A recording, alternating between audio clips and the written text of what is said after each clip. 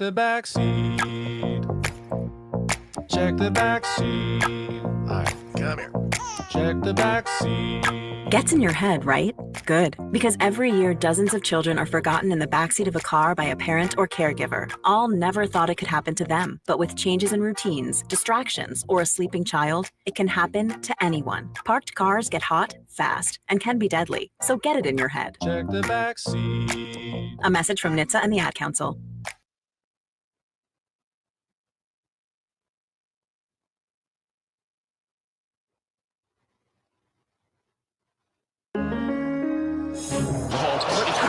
Crossover. Oh, killer crossover. Just crossover. It just crossed him over. Danced to another victim to the crossovers. Cross him up and sit him down.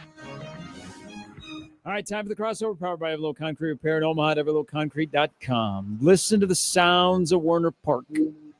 Baseball. Batting practice is going on for a 12:05 game between the Storm Chasers and the Knights. Actually, Gary, good morning. And no batting practice today. And It looks like we are playing soccer in the outfield instead.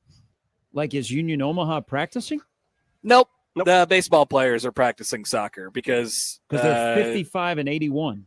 That's right. That's right. So we got one homestand left, and we have changed from baseball to soccer for the baseball players, which is awesome. Josh, you don't need to wear that hat this morning after a 4-1 win last night. You could have kept that one at home. I just figured you guys would like to talk about one of Matt's other embarrassing sports accomplishments last night instead of the Chicago Bears. I know it was the Sky Blue lead the fourth quarter yesterday. It was really tough watching that. Angel didn't have her best stuff. Well, hey, show had a quality start, just didn't have a very good first inning yesterday in Atlanta. But they played. Royals suck. They almost got no hit last night. So that's over. Good job. Good job by those guys. Hey, and I'm looking at the Omaha Storm Chasers roster right now. Who are these guys? A lot of relief on that page. Yeah. Is the cavalry coming? At least Michael Massey bailed you out last night. But did you guys watch the NFL game last night, the Monday Night Football game? No. Yeah, I did. It was horrible. It was fun. Oh, Joey. Joey's here. I enjoyed it. Well, okay. I get why you would enjoy that, Joey. That game set football back about 15 years. Well, it wasn't Wow. that bad. There have been a lot worse, Good like old-fashioned Carolina football. Panthers, Tennessee Titan games that have happened. That was a bowl of cheeks. No, it wasn't. It wasn't that. Sounds like bad. Josh hates football. That was actually Or he likes cheeks. it was it was competitive in the fourth. Well, It was not Buffalo Baltimore the night before. It was not. It did follow up. It's like winning an Oscar like after Leo does it. It's hard to follow. I mean, that was Hey, Matt. that was tough. What do you think about this Kevin O'Connell guy? I think he's pretty good. I think he's a much better coach than my guy. I think he is too. I think he might be a better coach than most people. And everybody found out why Dennis Allen got fired as a head coach yesterday. There has to be that a guy Hall of sucks, too. Fame. We have to create we could have done this work, but the overreactions from the first drives of this weekend's NFL games were absolutely absurd. Great point. Everyone was convinced that the Bears were back, that J.J. McCarthy just absolutely does not belong in the NFL. And I'm like, well, these tweets are just going to be sitting here until the end of the game. I have no idea what's going to happen, but I have a pretty good idea that the Bears won't be this good for all of the drives in this game. Did I have a first drive tweet? I don't remember. I'm sure you did, Matt. I sent out a lot of tweets yesterday. Let's go check. An overbearing amount of tweets. Yeah, I still have a tweet of Mike Tyson's bare buttocks Yes. out there. Yeah. You the said people. that about J.J. McCarthy. I did. That's sad. God, I have a lot of tweets. He was a real idiot until he found out he could run the ball. I was going to get after you for this one, Matt. This was after the first drive, I believe. It's so refreshing to have a competent offensive line. Yes, the same offensive line that couldn't stop false starting and creating opportunities. That was before started happening. That was before I know. Jackson collapsed. But we knew that would not age well because, once again, it was the first drive of the season. But here's the thing. In the first half, I tweeted out, no doubt there's been some really good things, but some stuff definitely has to be cleaned up by Caleb. That was a very mannered and calculated tweet by me. That was very good. Then I tweeted, "That's so frustrating." Then I tweeted the "Oh my God, it's happening! Everybody stay calm." Michael Scott gif. That was after the pick six. Yep. Then I tweeted, "I need a rules analyst to explain to me why hitting the ball first doesn't constitute a fumble." I'm still waiting on an explanation. What was that? Or even them to acknowledge that it happened. The guy goes, "It's not illegal to punch at the ball." Yeah, dude, we're Yeah, aware. but is it possible physically to punch at the ball and not touch the guy? He I did suppose it. it is. He did. I It suppose it is possible. He literally, it's possible because it happened yesterday, and they didn't even acknowledge it. They didn't even talk about it. It was crazy. And then I tweeted out, "Think we all knew this was coming." Followed up by "Never fails, man." Followed up by "It's just embarrassing, man." Yeah, by that point, I'd muted you. As much as things change, things stay the same. And then kick it out of bounds because Kylo can't physically get it out of the end zone, man. That was a good call by you. They should have done that. That was their worst. That was the worst play. It saved a timeout for the Vikings there. Great job. Once again, Kevin O'Connell doing his thing. Great coach. Man, have you heard about what JJ said when they were down 17-6 in the huddle? What did he say? Where else would you rather be? That's some poise of a guy making his first start. I wonder what Caleb was saying in the huddle when they were up 17-6. You like my nails? Do you guys like the color of my fingernails? Exactly. Exactly. It's some great fingernails last night, man. He had some purple. He had some red going on. There were some numbers on there. He was wearing a stupid gray T-shirt. Like it was. Learn to dress yourself. I was telling Gary that he's like the anti Dylan Raiola. Like Dylan wears things that's like hip and new and it's supposed to look cool, but you're like, man, I don't really know. But Caleb wears things that make him look different, but they're ugly.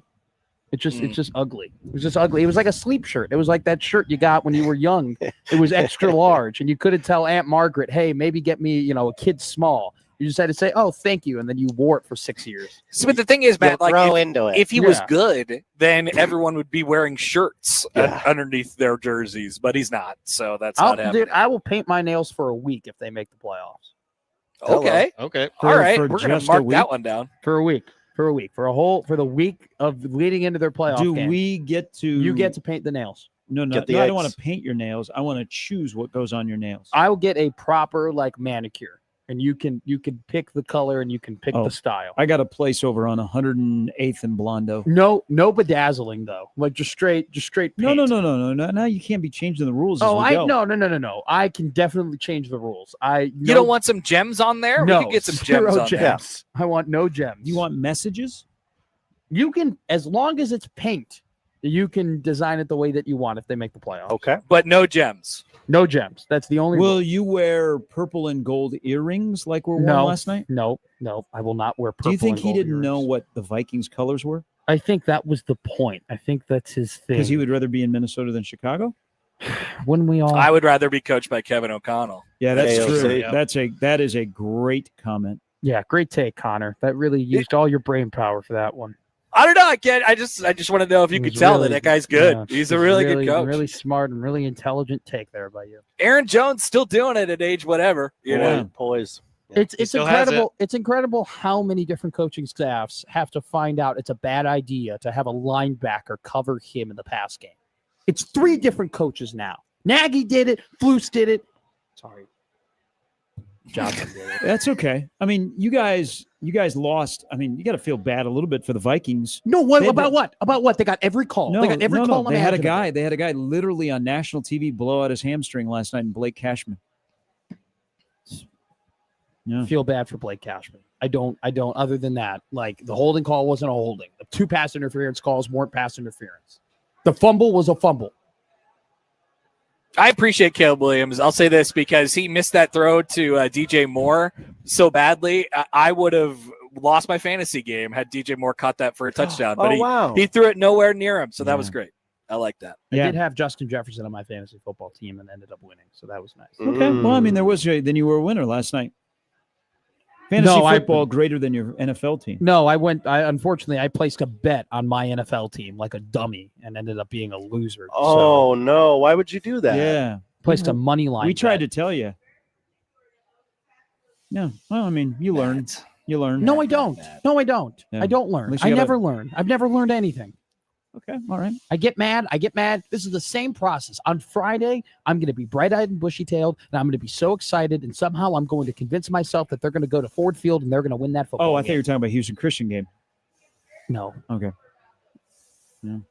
What a terrible experience for you, Matt. I mean, you love football so much. You've been But looking your to this favorite forward to this team- game. Yeah, your Yeah, I've favorite been team waiting all just so summer. happens to be awful Yeah. all the time, no matter what. And that, that must be tough. And you had to wait So an I extra. feel- You had to wait an extra day, so you got even more excited. Mhm. When Carrie Underwood said, "You've been waiting all Sunday for Sunday night," you were like, "No, I got one more day," and it didn't come true. I broke a pair of glasses last night. Yeah, remind me to never watch a football game with you. I always, Yeah. this is Why a are good you reminder. Why are of you that. violent? I bruised my hand on it. Wow, Look at Dear that. There's a God. little- man. You're there's a punching little- stuff there's a in little- week it's one. week one. Well, don't blow an 11-point lead in the fourth quarter, and I, won't break plastic glasses that I got from the College World Series. Whoa! At least you know that the turf will take care of your players because it's so well manicured and cared for. Josh, they were putting sand on the field before That's they fine. played a football What game. is up with all these takes on grass? The grass was fun. No. Did anybody slip and die? They had 5 concerts on that field before that game I know. yesterday. Yeah, but Including the one that Nick went to, the Yes. My Chemical Romance. That's Um, right. By the way, This is Nick's fault. so did you see somebody took a picture standing on the goal line? The goal line looks like what our grandpa and grandma walk like. They say, "Hey, walk in a straight line," and they're like, Yeah. "Lee." It looked That was like when I chalked Boyd Field when I was a junior in high school. I checked down the first base line from home plate. It's like, I don't think I did that right, but that's going to have to stay. I will say this, Connor. I am a pleasant person to watch a football game with if it's not a Bears game. Okay. Any other game? What's your yelling level in games that don't involve the Bears? 0. Oh, I don't are you yell. sure? No, Yeah. I don't yell. I didn't. Are I don't. you muttering Josh, to was yourself I- like, I wish Caleb would do that? Josh, was I yelling when we Caleb's watched the second coming. half of the Cincinnati-Nebraska game together? The interception at the end, but I feel like that was probably warranted. Yeah. There was muttering, There's a lot of muttering. There's a Yeah. lot of self-talk. but that's I don't know. Nebraska. I don't know if that was fan Matt or the guy trying to prep. Oh, prep guy. We know prep guy. Why do you make fun of me for prepping? I'm doing my job. I love know, prep. We love prep. I prep all the time. always I couldn't prepping. You're hear always what so- you were muttering. You're always so public with your prepping. Yeah. It You feels like to you tell want people to. about the prepping. Yeah, it feels like you want to show people that you're prepping. What do you mean? We were in a house together and we had to get ready for all the shows and we were all Yeah, out in the that's- open. Like, You know, what you're was all I- spread and out by on the the way, kitchen table. I was sleeping go on a prep couch. on your own. Everybody else had a room. I didn't have a room. My room was out in the open. There wasn't any other Hey, like hey, place you for don't my me to room was work. out in the open. You don't need to stay. You don't need to prep when you just stay ready. Stay ready all the time. You got takes. I do have takes. Oh, you have lots of takes. Yeah, Mr. Yeah. Take. Mr. Mr. Take. Well, That's good. good for someone in your position. Yeah, Yeah, I am a radio host. yeah. You're supposed to have opinions, whether they're Yeah. real or not. I hate you. But now you're not going to have any more takes on the Bears because you've sworn off the Bears now. I have not sworn The off Bears the all of a sudden will be Bears. 3-1, and you'll be right back, and you'll be like, guys, Caleb's coming. I haven't sworn off the Bears. I will never swear off the Bears. What else is going on, guys? Is there anything else that the Bears that doesn't involve the Bears from last night, so we can make Matt happy here for the last few There's minutes of nothing being that on the there's air literally today? nothing that's going to make me happy other than what I have for the rest of the day, which is just watching Canelo Alvarez fights. I'm excited about that. What? Why are you doing that? Are you prepping? Yeah, I want He's to. prepping for the fight on Netflix Saturday night. We're Team Crawford, baby. Yeah, come on. We don't need to look at the opponent. We don't need to study that. It's about what you do. You know, it's about what Bud does. It's not about anything that Canelo is going to throw at him. Yeah, I don't know. He's probably one of like the greatest fighters of all time. So Bud? Yeah, Yeah. I know. no, the For other sure. guy. Both of them What? are. I don't care. I mean, pick a name. Canelo is one in modern boxing. In modern boxing, Canelo is one of the greatest of all time. In and modern Bud boxing. isn't, Matt. He is. I said that. I didn't say anything disparaging about Bud Crawford. Good, because he's got people listening. Yeah, he does. He does. It's going to be a tough fight. I'm going to bet Bud plus 135. That line's moved from plus 145 yesterday. I was going to say it was a different number yesterday. It was minus 180 for Canelo. Now it's down to minus 165. I'm just ready to watch the Charlotte Knights today. I mean, You're so excited. look at these guys. We got Mike Clevenger on the bump today. Yeah. We got College World Series hero Tim Elko is on this roster right Yes, now. He's back. He's cooking. Yep. Cole Reagans is here, by the way. I don't know when he's scheduled to pitch this week, but Cole Reagans is out in the outfield playing soccer with his friends right now. So he, Nick told me he looked really good on Sunday over in Des Moines in his rehab. Okay, that's good. That's good. Maybe he could be on the mound for Game 1 of the American League Wild Card Series, which will definitely happen. What is he for the Royals? Is he going to be playing for the Red Sox or? No, he won't be playing for the Red Sox. The Royals might not lose all the rest of their games. Well, it's really just a war of attrition, They got right? they got to get Bobby back. Yeah, got to get Bobby back in the lineup. Isn't that And baseball? they're just in this mix with a whole bunch of other bad teams right now, and it's who's going to be the worst that doesn't make the playoffs. So the Royals just have to find a way to don't get no hit. Don't get no hit through 8 innings in Cleveland last night. That's a start anyway. Another hot take. Hey, did you hear that Bill Belichick's trademark filings got denied? Ooh, really? Yeah. Do your job. No days off. Ignore the noise. You know why they got refused? Why the office has it? Because the Oh, no. Patriots own those. Ha ha! Nice. Oh, wow. And he locked the Patriots out of practice. And then Vrabel kind of jabbed back at him at his press conference yesterday. He was like, Whoa. "We let Bill back into the building. I don't know why we're not allowed in the building." He I'll didn't cut seem your penis off. what? That's what Vrabel That's is all right, about, yeah. cutting penises off. Yeah. Oh, Yeah. to win a Super Bowl. Yeah, I'm sorry. I Yeah. thought you were. I was like, I don't think Bill's doing that. I think Bill's actually been the healthiest he's ever been, maybe. In that regard, In yes, that sir. regard, yeah. He might be. I don't know, man. I got to think that guy hates his life right now. Yeah, absolutely. Why is he doing this? I mean, He's just a big joke. You got to think, though, he's scoring more than ever before. His offense has never been better. Well, not football wise. Bingo. Yeah, but I mean, she's not making him coach the North Carolina Tar Heels, right? I don't know what's going on I with don't that know what guy. she's This is a very late midlife crisis Yeah. for him. It's And it's not I mean, a he could be midlife. in Martha's Vineyard just eating oysters. Dude, and I don't know if you've ever been to Nantucket before. I don't know why you I have ever not. leave. I mean, Nantucket's Well, incredible. during the winter, it gets a little bit rough. That's a great point. But during Okay. the good months, I think I'm going to have Broncos today. Nantucket to Broncos. yeah, all right. Don't That's a know great how- idea. Yeah. I mean, I think excellent idea. I'm going by to you. cheer myself up. Like Every I'm day's kinda- a great day for Broncos. No, That big pony? You go big pony? I think I'll just go with a double cheeseburger with fries and a Diet Coke. It's kind Oh, of you got to get the big pony. It's got some stuff on there. I didn't get the fries. The Caleb last would time get I the big went. pony. Yeah. So exactly why I'm not going to get the big pony. Caleb would get the check down if it was offered on his menu. Hey, do you guys realize that the 2:30 window next Saturday is a little bit juicy? So it's Nebraska, Michigan. Fox has North Carolina, Central Florida. Yeah. Josh mentioned that yesterday that those two games are going on at the same time. That game will be a giant tire fire, but somebody will have to win. Was that the Nebraska Michigan game or No, the UCF and in whatever game. What else is going on? This is What not else is going on? 2023. Why do you keep bringing? Do we all remember 2023 who? up? Do you remember who scored that touchdown against Michigan in 2023? Do we remember that guy's name? Joshua Fleeks, baby. Yes, It was up until Emmett Johnson's run. I think it was one of the longer runs that Nebraska had had. it was like a 70-yard run. Yeah. It was 75 yards because I mentioned it on Saturday night. I thought that Emmett's run was like the longest touchdown run they've had since COVID, but it was Brunt's corrected me. He said, you forget about Joshua Fleeks' 75-yard run Oh, who in the could? Michigan game, which I shouldn't because that was the time when I was walking right down to the field and he basically ran directly at me. I was like, oh, cool. Nebraska scored. They didn't get shut out in this game. And then we continue it on with our lives. I mean, Joshua Fleeks is one of the.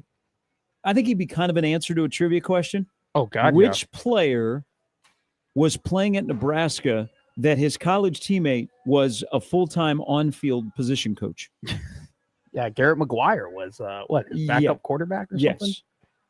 Very cool. He was, yeah, that's the crazy thing. So Kurt Signetti goes to Indiana. He brings all those JMU guys who end up being Loser. great. And Matt I mean, Rhule, 6:30 next Saturday night. We'll see if you're right or not. And Matt Rhule comes to Nebraska, and the only guy he brought over was Josh Fleeks. That's okay. Start fresh. Well, Charlie Brewer wasn't available. No. Or who was his quarterback at PJ Walker. There you go. Yeah. He was in the NFL. Well, Carolina Panther, PJ Walker. Carolina Panther, PJ Walker. So, okay, 2:30 next Saturday. You got Purdue, Notre Dame. You got Auburn, Oklahoma. Ooh. Okay. Jackson Arnold game. Can I interest you in Tulane and Old Miss? That's a game. Ooh. Oxford Actually, or New Orleans? You could. That is in Oxford. Okay. Kawan Lacey, he's kind of kicking butt so far this year. Almost Our was a old Husker. boy. Yeah. Yep. UCF, North Carolina, Ball State, UConn. Okay. Louisiana, Eastern Michigan, James Madison, Liberty, Troy, Buffalo. We got a lot of action going on during that period of time. People love Maction. They won't shut up about it. And Nebraska and Michigan. Hey, how many points does Akron score this weekend against UAB? I'm going to say still 0. Whoa. No, but I say they don't score until November. That would be something. Well, they played No, Tuesday Duquesne the game. week after, so I think they'll score against Duquesne. You think? They better. I hope. Jeez, that'd be brutal. They didn't. Are you? Hey, I saw an eye roll there from you, Josh. Are you not? You don't like the people who act cool because they watch Maction football on the weekdays? Do you think this Maction thing's been overblown? The Connor Happer show has a stance that people say they like Maction, but don't actually watch Maction. I think right. that is an incredible take, and I think it couldn't be more right. I think saying that you love Tuesday Toledo versus Northern Illinois football makes people think you're cool, but you don't like that at all. The thing that we like about football is that there's like it only happens once a week, right? So you need your breaks from football. You don't need football every single day. I don't need football on Tuesday night. I don't need football on Wednesday night. And I'm definitely not going out of my way to watch, Central Michigan against Western Michigan on a Tuesday night. I'm not doing it. Sorry. We have Dancing with the Stars, though, tonight, the premiere of the season. That'll be big. Hello. Yeah, what else is going on TV tonight, Josh? I haven't looked it up yet. All right. I'll do that when you talk to Allan Bell. Okay. Yeah, Baron Davis is the token athlete on Dancing with the Stars. Can't wait. Gary, are you coming out here today for Yes. baseball? Yes, I will be there shortly. Isn't the Bachelor this year a former NFL guy? They were teasing it last night during the NFL game. I think he played for the Rams. He's an older guy. Michael Sam. The Bachelor. That'd be quite the curveball. That would be, it is 2025. That's right. Yeah. Why not? Who says no? Grant Ellis is the Never heard of him. Bachelor. He's originally from New Jersey and a self-described goofball. So Nice. I don't know that he played football. What are you reading his Tinder profile? What are you? That's No. what Google AI told me. So wait a minute. No, I don't think. I think he's he was. not. He's not. Grant. I looked up Grant. No, they were the one that just ended. This is the one that's coming up this fall. Okay. I looked up Grant Ellis football, and it was he goes, there is not one Grant Ellis football player, but two notable individuals. The first is a high school football player from Missouri for the class of 2027. Oh, this is the Golden Bachelor this fall, and it's Mel Owens, who is a former LA Ram linebacker. Mel Ott. That'd be cool. Mel Owens stats. Mel Owens played 9 years in the NFL. He played in 122 games. He started 91. He recorded 0 tackles and had 4 interceptions. Well, he's a Michigan man. Is this what I'm reading? Yeah, He had 26 and a half incredible sacks in his career as a St. Louis Ram. Now Hey, do you he's guys trying to think, find love. Do you guys think Tom Brady will at some point be the Golden Bachelor? No. How much would it cost him? All the money in the world. Because he'd have to leave Fox and go to ABC. That's true. But Or they could just take the Bachelor property to Fox. Disney owns Fox, Oh, okay. So what's the point there? so he could theoretically cross over. Yeah, I'm guessing. ABC is owned by Disney, I'm guessing he doesn't need a TV show. I think. Okay. Yeah. but he needs love. He does. I mean, didn't the tight end you root for have the 50 dates in 50 states or something like that? Yeah, it was awful. What? And then he found love. Mr. Kelsey. Kelsey Yeah. had what was it called? Remind me. where they had all the girls at Yeah. Arrowhead Stadium. It was bad. It was bad. And they all had sashes on that had the state that they were representing. Yeah, it was. That's nice. Yeah, it was a long time I'm pretty ago. sure Miss Hawaii was crying during Well, the event or something hey. like that. Mahomes and Riola are exactly the same. Each have a tight end that are engaged. That's the thing That's that all people that's are making fun of him for Yeah. this year. Yeah. That's great. Now, it's not going to do us well around here because I'm sure that'll be brought up on the CBS broadcast. Brad Nessler next week will be like, you know what, Gary? All right. Actually, I think that might be a safe place for us there. If you're looking to avoid Taylor Swift talk, that might be the spot. All right. See you All guys right, in a bit. boys. Yep, that is Gary and Sad Matt, who's going to go eat a pile of Bronco burgers. Bear down. Congratulations to him. That's the crossover, powered by Everlevel Concrete Repair in Omaha at everlevelconcrete.com. Connor and Josh with you live at Werner Park for the final time this year, the final homestand of the 2025 season. Baseball and sports talk. When we come back, it's the Connor Happer Show on 1620 The Zone. That's the crossover. The Connor Happer Show is next on 1620 The Zone.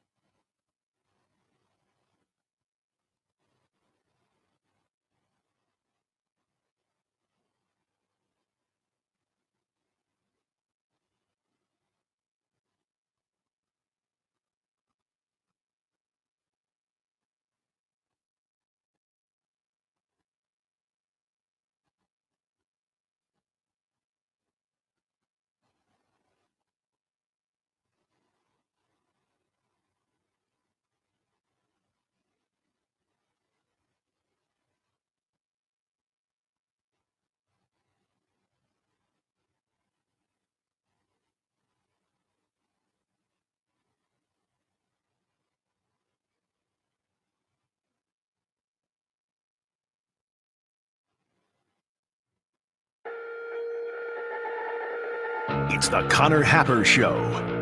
Are we sure we want to do this? Could you, make an announcement that we're ready? It's the Connor Happer Show on 1620, The Zone. All right, welcome in. Happy Tuesday. It's the Connor Happer Show. You're on 1620 The Zone and on 1620thezone.com. Connor Happer, Josh Johnson with you live from Werner Park as we get ready for the start of the final Chasers homestand of the year. They're going to be taking on the AAA affiliate of the Chicago White Sox, the Charlotte Knights. They've never been here before. Today, it's history, Josh. Yeah. We're witnessing history today. That's what we're doing. And, of course, we're talking about football and Matt Rhule's halftime locker room speeches that were leaked, quote-unquote, to Will Compton. Speaking of Will Compton, by the way, we have something for you guys during the show today. Stay tuned, because we have your way in for free to the live Bussin' with the Boys show in Lincoln, not this Friday, but next Friday, pre-Michigan game at the Rococo in Lincoln. Whoa. Yeah, we got tickets. Can we go? Well, probably. Okay. But that's not for us to decide today. Okay. Today it's about the listener, the most viewer. the most important voice of all, yours, of Yes. course. And we have Vala's Pumpkin Patch passes Whoa. that we're going to be giving away today as well. Do you think the boys from the bus would like to go to Vala's with us? You could get some good content there. Yeah. The boys could eat a turkey leg.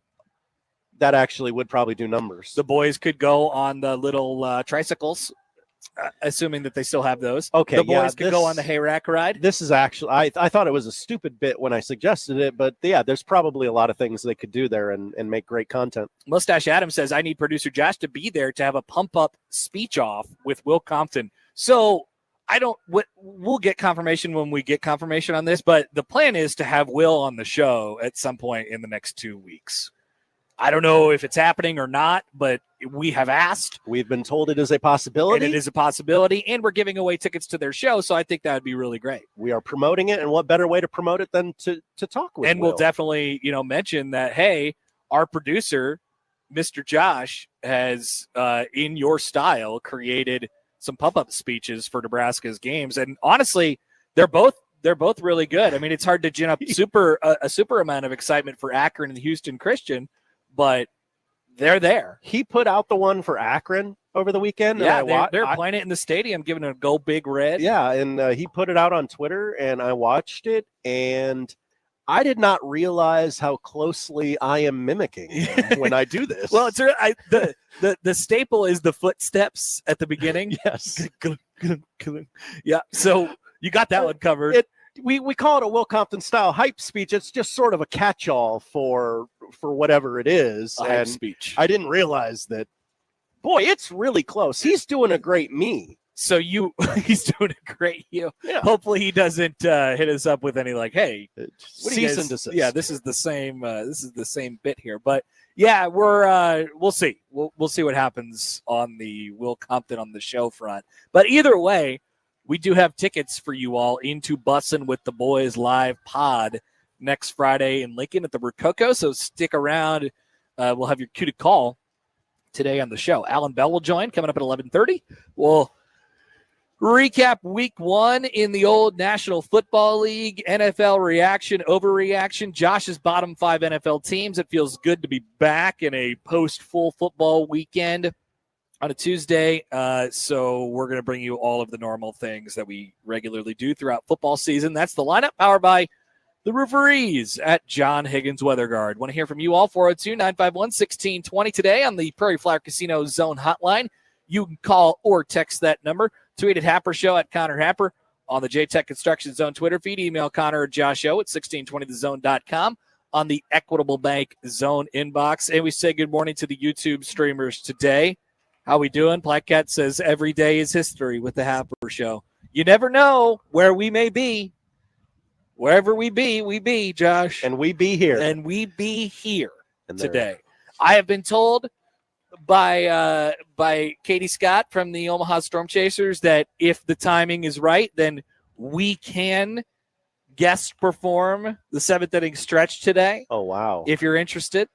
Josh did that to rousing applause last time. I'm the songbird of my generation, as many say. Even though you were like almost a whole verse off, or like definitely some beats. I just couldn't away. catch up. Yeah, you just got to listen for the tune and eventually to get there. So maybe we will perform a live rendition of the 7th inning stretch. Take me out to the ball game here at the old ballpark today. Elsewhere on the show, Matt Rhule, he was not kidding about being triggered at halftime, was he? He was not. That was a real thing. I heard that yesterday, and I'm like, okay. Really? You were mad? How mad were you at halftime? Did you give him – but, yeah, he gave it to him. He really did. At halftime. So we'll have the clips both from the press conference yesterday and, of course, the speech in its entirety. We'll play that today on the show, as was, quote-unquote, leaked by our dear friend Will Compton yesterday. Friend of the show. Potentially. We'll also have a analytics roundup today. Nebraska has jumped significantly. It turns out when you beat a team 68-0 and you leave no doubt that the analytics like that.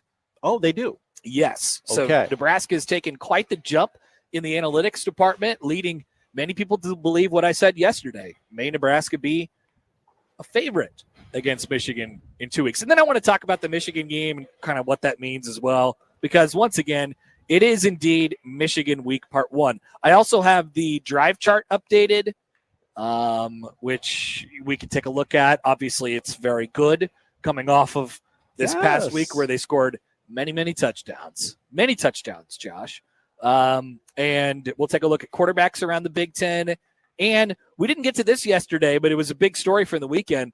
What do we think of the kid at Mizzou who kicked the ball at the KU sideline and pulled up his shirt to reveal bleep KU written on his chest? We'll discuss if he took good advantage of his opportunity or if he did not. Black Cat writes in on YouTube, need corn dogs. So Josh has it written in his little lower third here that he says no corn dogs today. Is this true? Can I get a comment on this? Well, what's up with that? Last time I would never do something as foolish as to eat a corn dog on video like you did. Yep. Last time we were out here, I just figured you'd protect yourself from the being a meme. Guess what? Again. I don't care. Oh, okay. I don't care. Wow, way to zag on that. Yeah, I don't care. Okay. You can take all the pictures, take all the screenshots if you want of me eating a corn dog. Jason Whitlock's going to comment on it. Jason Whitlock. If Jason Whitlock had a take on the Connor Happer show, we may have officially made it.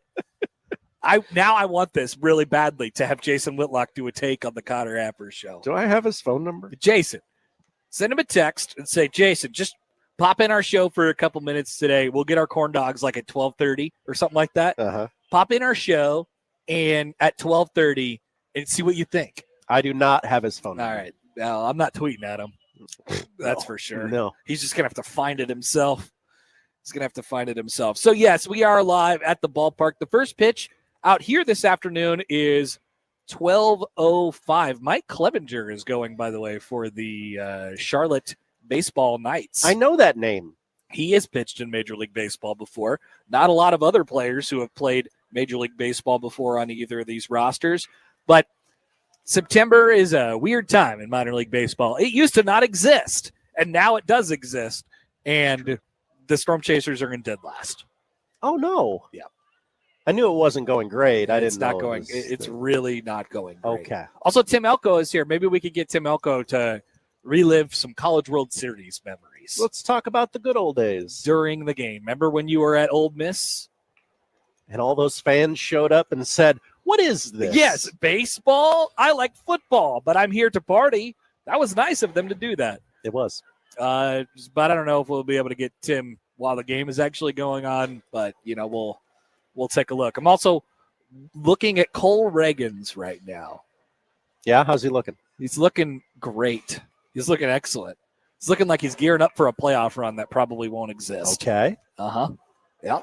So there's that going on at the ballpark today. And, of course, we would love to hear from you all today on the show. All right, we're off and running. That is the lineup and the rundown for today. happy you're with us. We're going to do a regular old show. So text in 402-951-1620. And, of course, send an email on the Equitable Bank Zone inbox, tweet at Happer Show on the J-Tech Construction Zone Twitter feed. Off and running on a Tuesday, and we're back after this on 1620 The Zone.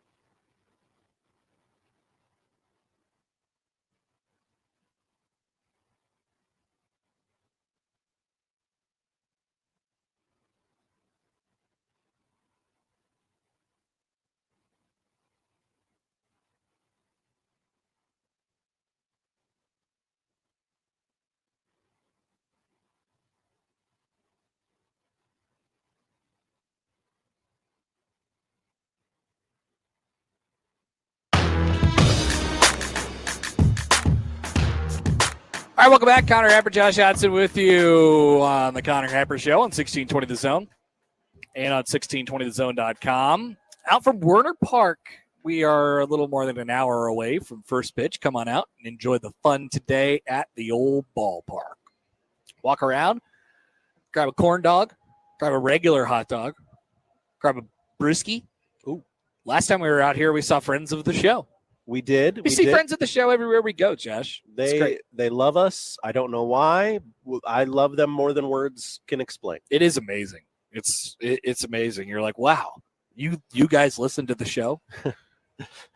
Sometimes I call them out. Sometimes I'm like, you don't listen to the show. You don't listen to the show every day. But I don't know how they would know who I was. That's true. If they didn't. So we appreciate all of you who stop by and say hello to us today. Please feel free to do so or join us on the YouTube. Last night in the NFL, I'm dead serious. I think we have to come up with the overreactions off of first drives of the season in these NFL games were, maybe I'm sure it's like this every year, but probably people just lose they're like, this is it.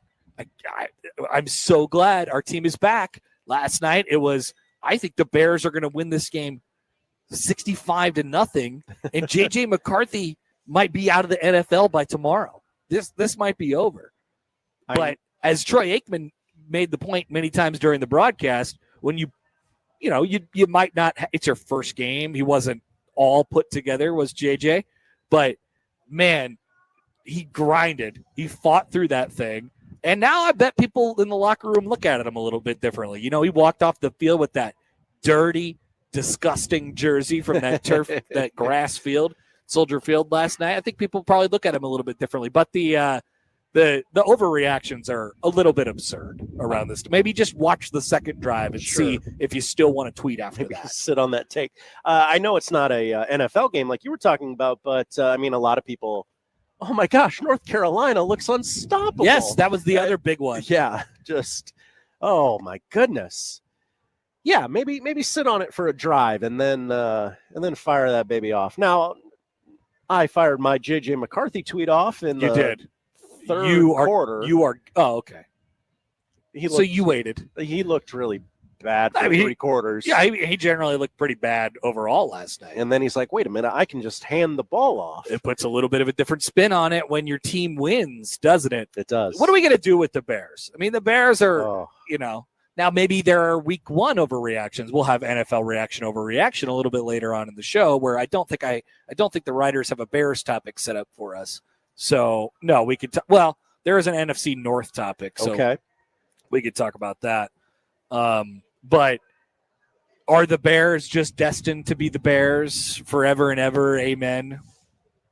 This is just how they are. They're probably not as bad as that, but I don't think it looked very good. I think they're halfway decent. Night. They're halfway decent. I guess the rest of the division, that's improvement, isn't it? And we'll talk about the NFC North too a little bit later on. I don't think the Lions are as good as they were last year. The Packers are probably a step better. Mm-hmm. The Vikings are probably not quite as good as they were last year. And then there's Chicago. There's some, when you have a division as kind of balanced as it is, there's no really, really bad teams.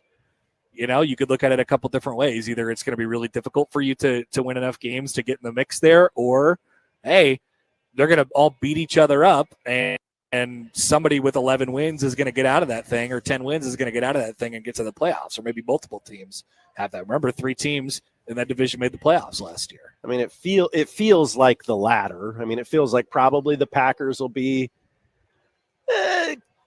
comfortably ahead, a couple games or whatever, and then those other 3 teams will be beating the hell out of each other for second place. Sam tweets into the show. Hi, Sam. Packers fan Sam, Jays fan Sam, honk honk.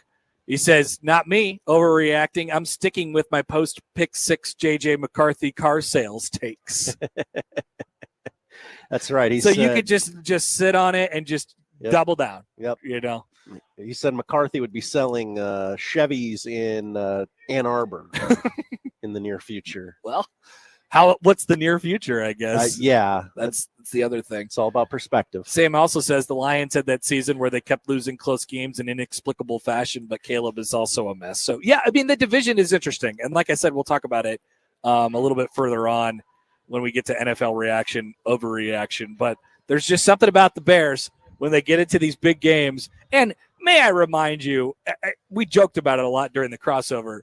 Kevin O'Connell has to be the best coach in the NFL, right? He's maybe the one of 2 or 3 guys where I'm like, whatever they have, that guy's going to figure it out. And he just, because there's proof there. He turned Sam Darnold into basically a superstar. What'd they go, 15-2 last 14-3, I believe. 14-3, yeah.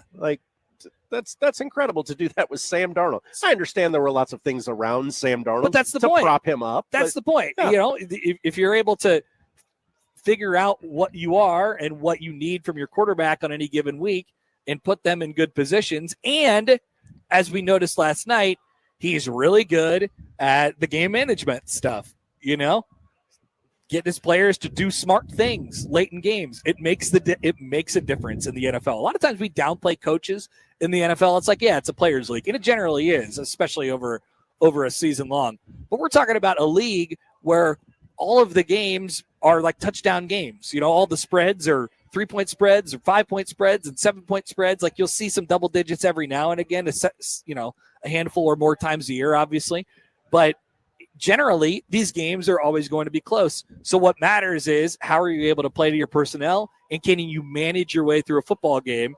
And there's no doubt about Kevin O'Connell. There's no doubt about that guy being able to manage his way through a football game, doing the things that a coach needs to do to be able to put his team in the right position, whether it's, telling him, hey, you're going to need to take this kick out no matter what, so we blow through the 2-minute warning. Look at me. We can make this thing happen. So the Vikings didn't look very good to me last night. They did not. I would agree. And then they had a fourth quarter absolute blitzing of the Chicago Bears. So I don't know what to necessarily do with that.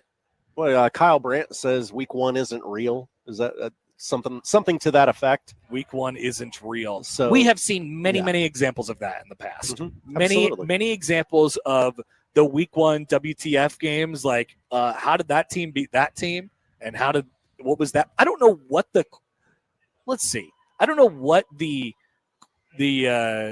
process or the contender for the week 1 WTF game would be this year. Is there any results from week 1 of the NFL? I mean, the Bengals almost losing to the Browns. Doesn't count, though, because I think we'll look at that and we'll say that the Bengals won the game. Divisional game on the road. Peterman's here, by the way. Peterman. He's not here to produce our show. He's here to produce the baseball game. He is. That's more important.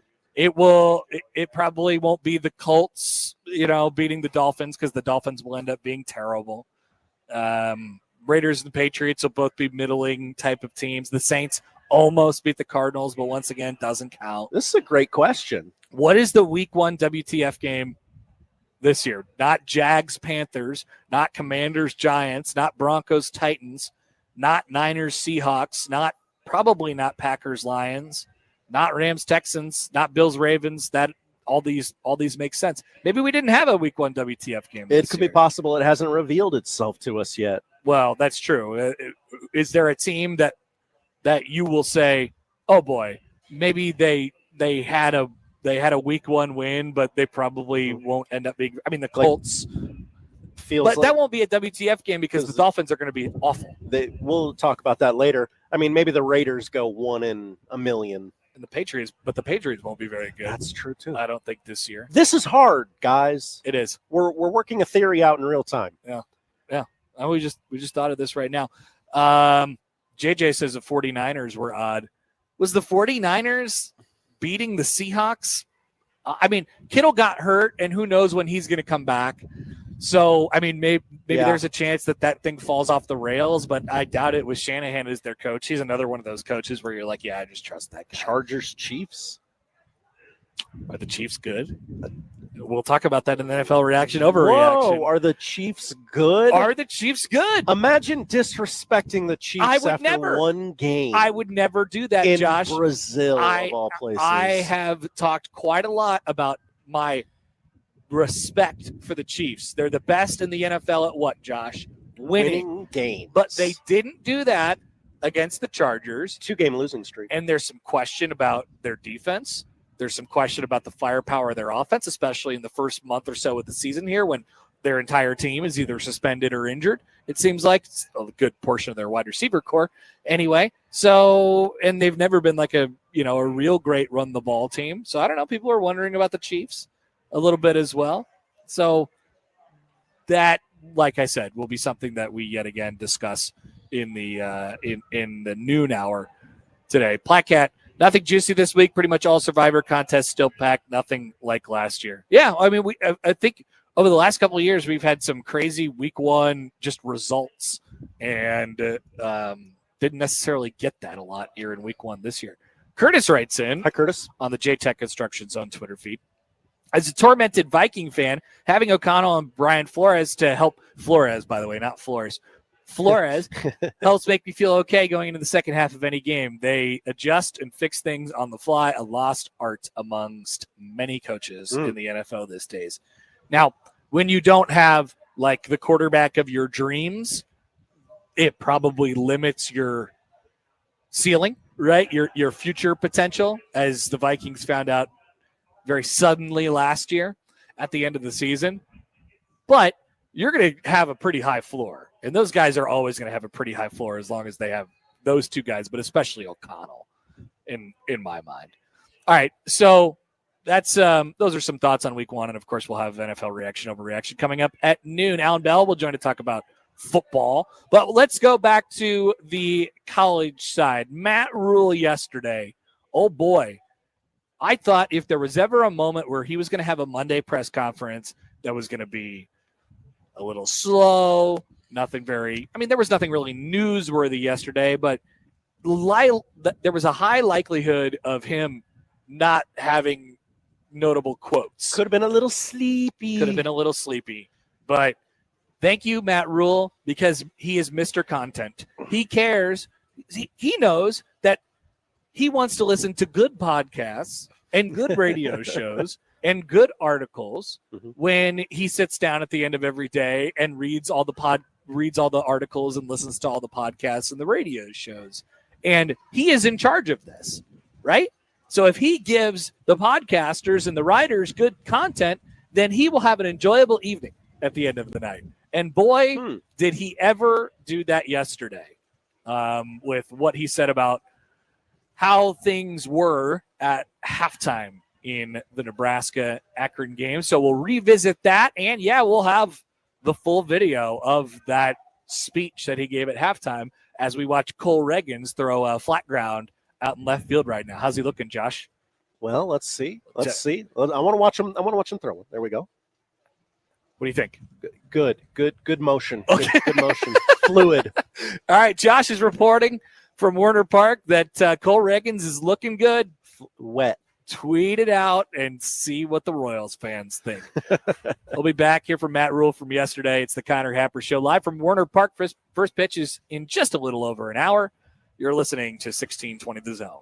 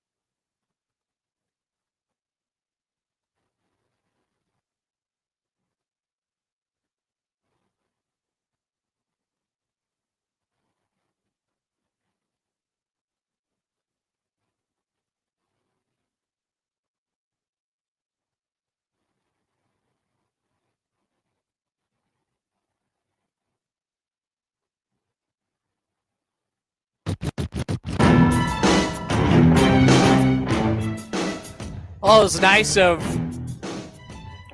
Royals star pitcher Cole Reagans to perform for us during the break of the Connor Happer show today. Little private show. Yeah, is out there just throwing a little flat ground, getting ready to go. He's on rehab here in Omaha, getting potentially ready for a playoff push down in Kansas City.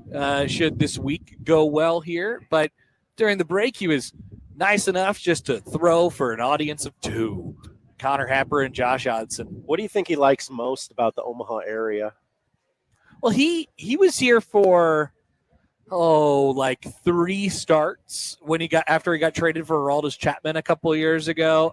Maybe it was more than that. Maybe it was like the last 2 months of the season. But he's spent at least a little time here. I'm sure he likes Papillion and all of the fine things that Papillion has to offer. Of which there are many.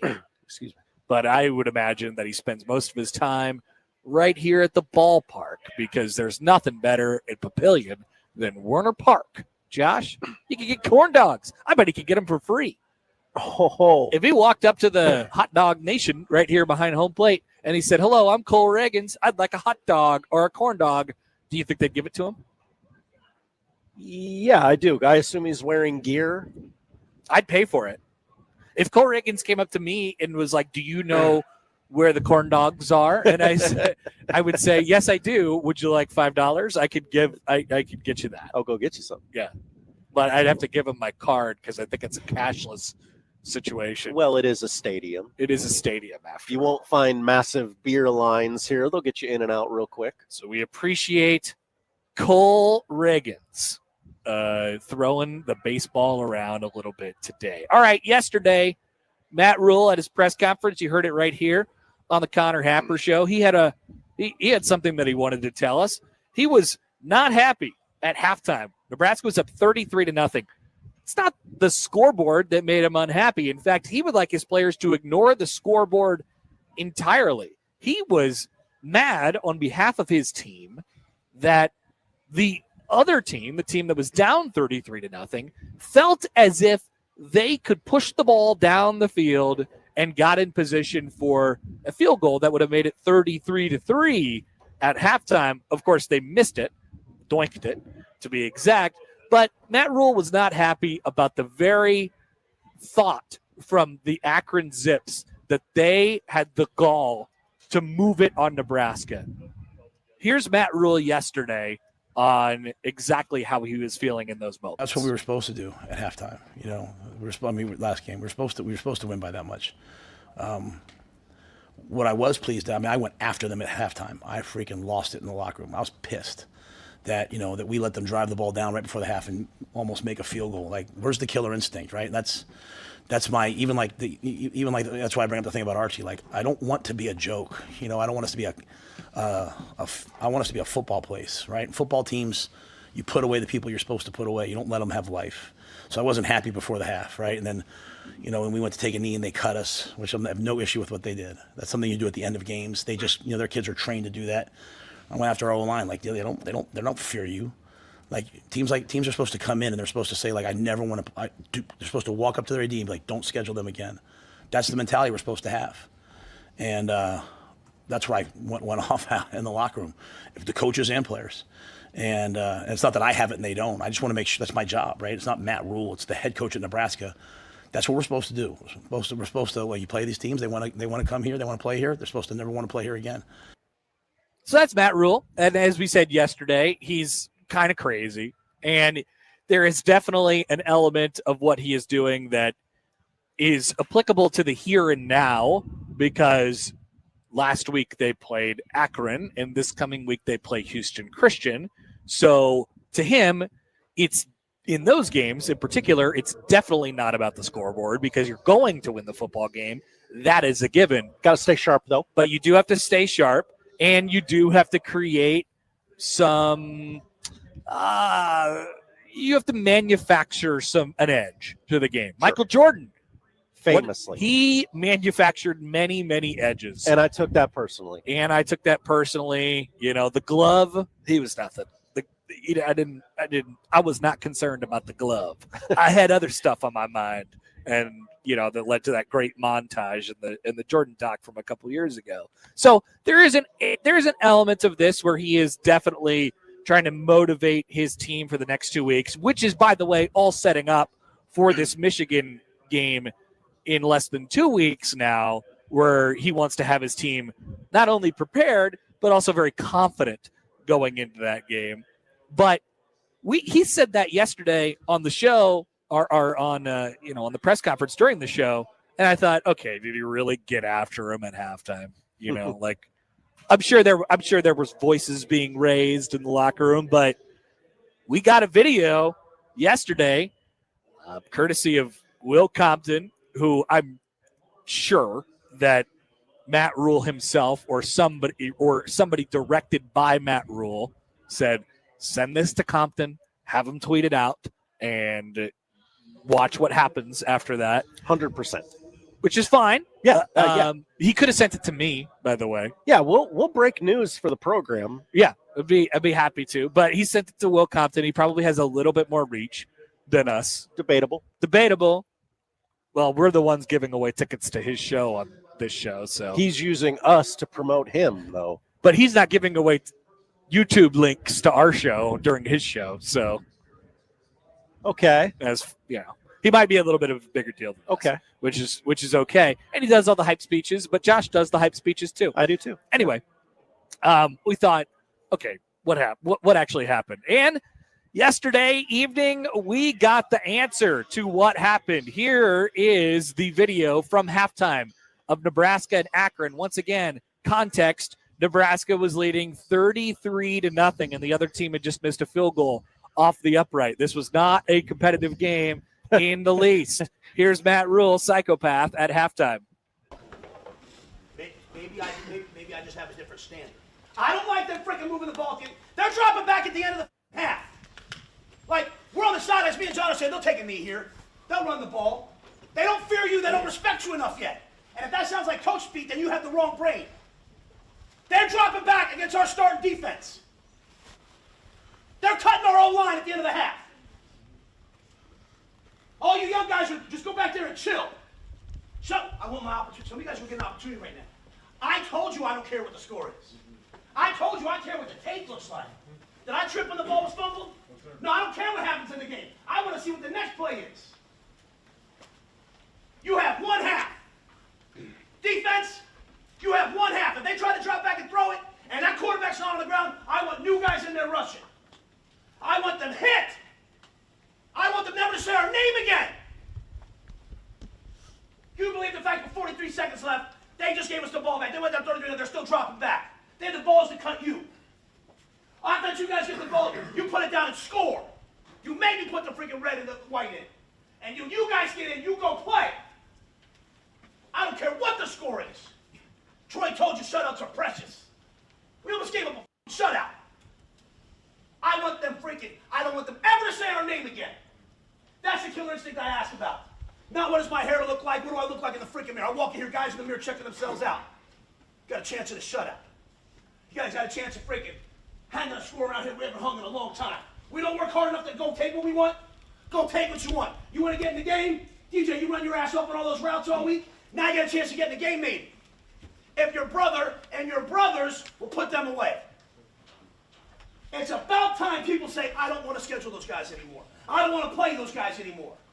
And if my standard's too high, then leave. And if you're with me, go out there and do not, I don't want to see a smile. I don't want to see nothing silly. I want to see a bunch of guys locked in that wants to make a team quit. I don't know why he showed you guys Bronx Hill at the end of it. You know what he said to that guy after beating out that biker gang? He said, look at me. I did this to you. He wasn't scared to make sure that guy knew who he was. I did this to you. When you're shaking their hand at the end of the game, they better have that look in their eye. You did it to them. It's supposed to be 33-0. It's supposed to be that score. Now, what's the second half supposed to look like? I'll see you guys on the field. Let's go. What do you think about that, Josh? That is awesome. I would like to present a theory. I love it. By the way, what movie was that from? What that reference at the end there? Something about taking down a biker gang and saying, I did this to you. Oh. Is that from something? because that was a reference to something, right? I missed it. Okay, all right, never mind. Someone in the chat knows. I'd like to present a theory to the Okay, group. Josh has a theory. Stay tuned. I want to be crystal clear about this on the front end. I believe that was real. Wait a minute. Because just hear me out. I don't believe that was performative. I believe that is Matt Rhule's genuine feelings. He's trying to keep his team sharp. I believe the reason he said it yesterday and the reason we saw it on social media, courtesy Will Compton. Thank you, Will. You plant a story so that the writers, the scribes, if you will, all of us here in, Talking Headville, don't say, well, 68-0. The team's great. Team's doing great. And so trickles back down to the locker rooms. So they read their press clippings. They hear what everyone's saying. They're like, oh, we're great. We're great. We don't have to focus on Houston Christian. I think you're onto something. Yeah. So here's how I would sort of put it. There have been games where Nebraska has had a great first half. I'm thinking about Colorado last year. Yeah. They're 28-0 at halftime, and everybody's happy, and it's a festive mood. And then the second half happens, and there was really never a doubt that Nebraska was still going to win that game. They were always going to win that game, right? They were always, once they were up 28-0 at halftime, they were always going to win that game. But how did it feel when you walked out of that stadium that night? How did it feel last week in Kansas City when they were up 13-3? They had a chance to go up 20-3, and they only won 20-17. It's nice, but it's not. It doesn't result in this. It doesn't result in what we had on Big Red Overreaction on Saturday night, which is people being happy and celebratory and saying, because here's what we saw in the game, the overwhelming evidence suggests that Nebraska is good at football. There wasn't any Nebraska beat Akron 44-14, but Akron kind of hung around for a while. That was a game in the second half. Penn State was up on FIU 10-0 at halftime on Saturday. So people could look at Penn State now and they could say, well, they won whatever it was, 42-10 or something like that. But they were only up 10-0 at halftime. Like, what's up with that? Let's take a look at that. Nebraska was up 33-0 at halftime, and they won 68-0. It is unassailable. You cannot say anything about Nebraska's performance from that game. They did, not necessarily, because people are saying they did what they were supposed to do. I didn't think Nebraska would win 68-0 in that game, but they had their foot on the throat and they pressed down. And they handed it to the second string, and they kept their foot on it. And they handed it to the third string, and they continued to play. They did not have their foot on the throat and let off it. They did not let them have a breath of air in the second half. So what does that mean in the win-loss category? Like, nothing. They were going to win that game, whether it was going to be 42-14 or 68-0 or somewhere in between. They were always going to win that game. And so from that perspective, it doesn't actually matter. But it does matter for how you want your team to feel. So they're going to go into this Houston Christian game this week, and they're obviously motivated, right? I would imagine there would not be a second half letdown in that game. Because they have now this to think about. This is what the standard is. You're going to do the same exact thing to them as you did to Akron this past week. It sets a higher bar, right? It sets an expectation. So maybe, and I get the sense this is all just leading, I mean, obviously, just from a chronological standpoint, it's obviously leading all toward the Michigan game. But this is all leading toward the Michigan game. These next 2 weeks, there is going to be so much optimism around the fan base. There is going to be so much optimism as it pertains to Nebraska football in general from around the country. People are going to say good things about Dylan Raiola. People are going to say good things about their defense, especially if they pitch another shutout or something like that. People are going to say good things about their wide receivers. They might be in the top 25 if they smash Houston Christian by 100 this week. There's going to be a lot of optimism. Nebraska is going to score 70 in this, or whatever it might be this weekend, or maybe it's 55-7 or something like that. They're probably going to allow less than 10. All the players will have great stats going into this weekend. Now, this probably still doesn't beating a team with a pulse, but they have to find the things that they can take out of this Yes. game. There is something very clean and very fun and very non-stressful about beating the living hell out of someone back-to-back cupcakes in this game. And that's exactly what it's been. And we know what the opponents are, but there's been times in the Matt Rhule era and at many points over the last 10 years where Nebraska's played these teams and they're just like, yeah, I know it was 42-7, or I know it was, 34-3 against Northern Iowa last year, but it just wasn't right. Right. There's something that wasn't right about it. So it's not about running up the score. It's not about like that number that's on the scoreboard at the end of the game being fake. It's about how the team feels.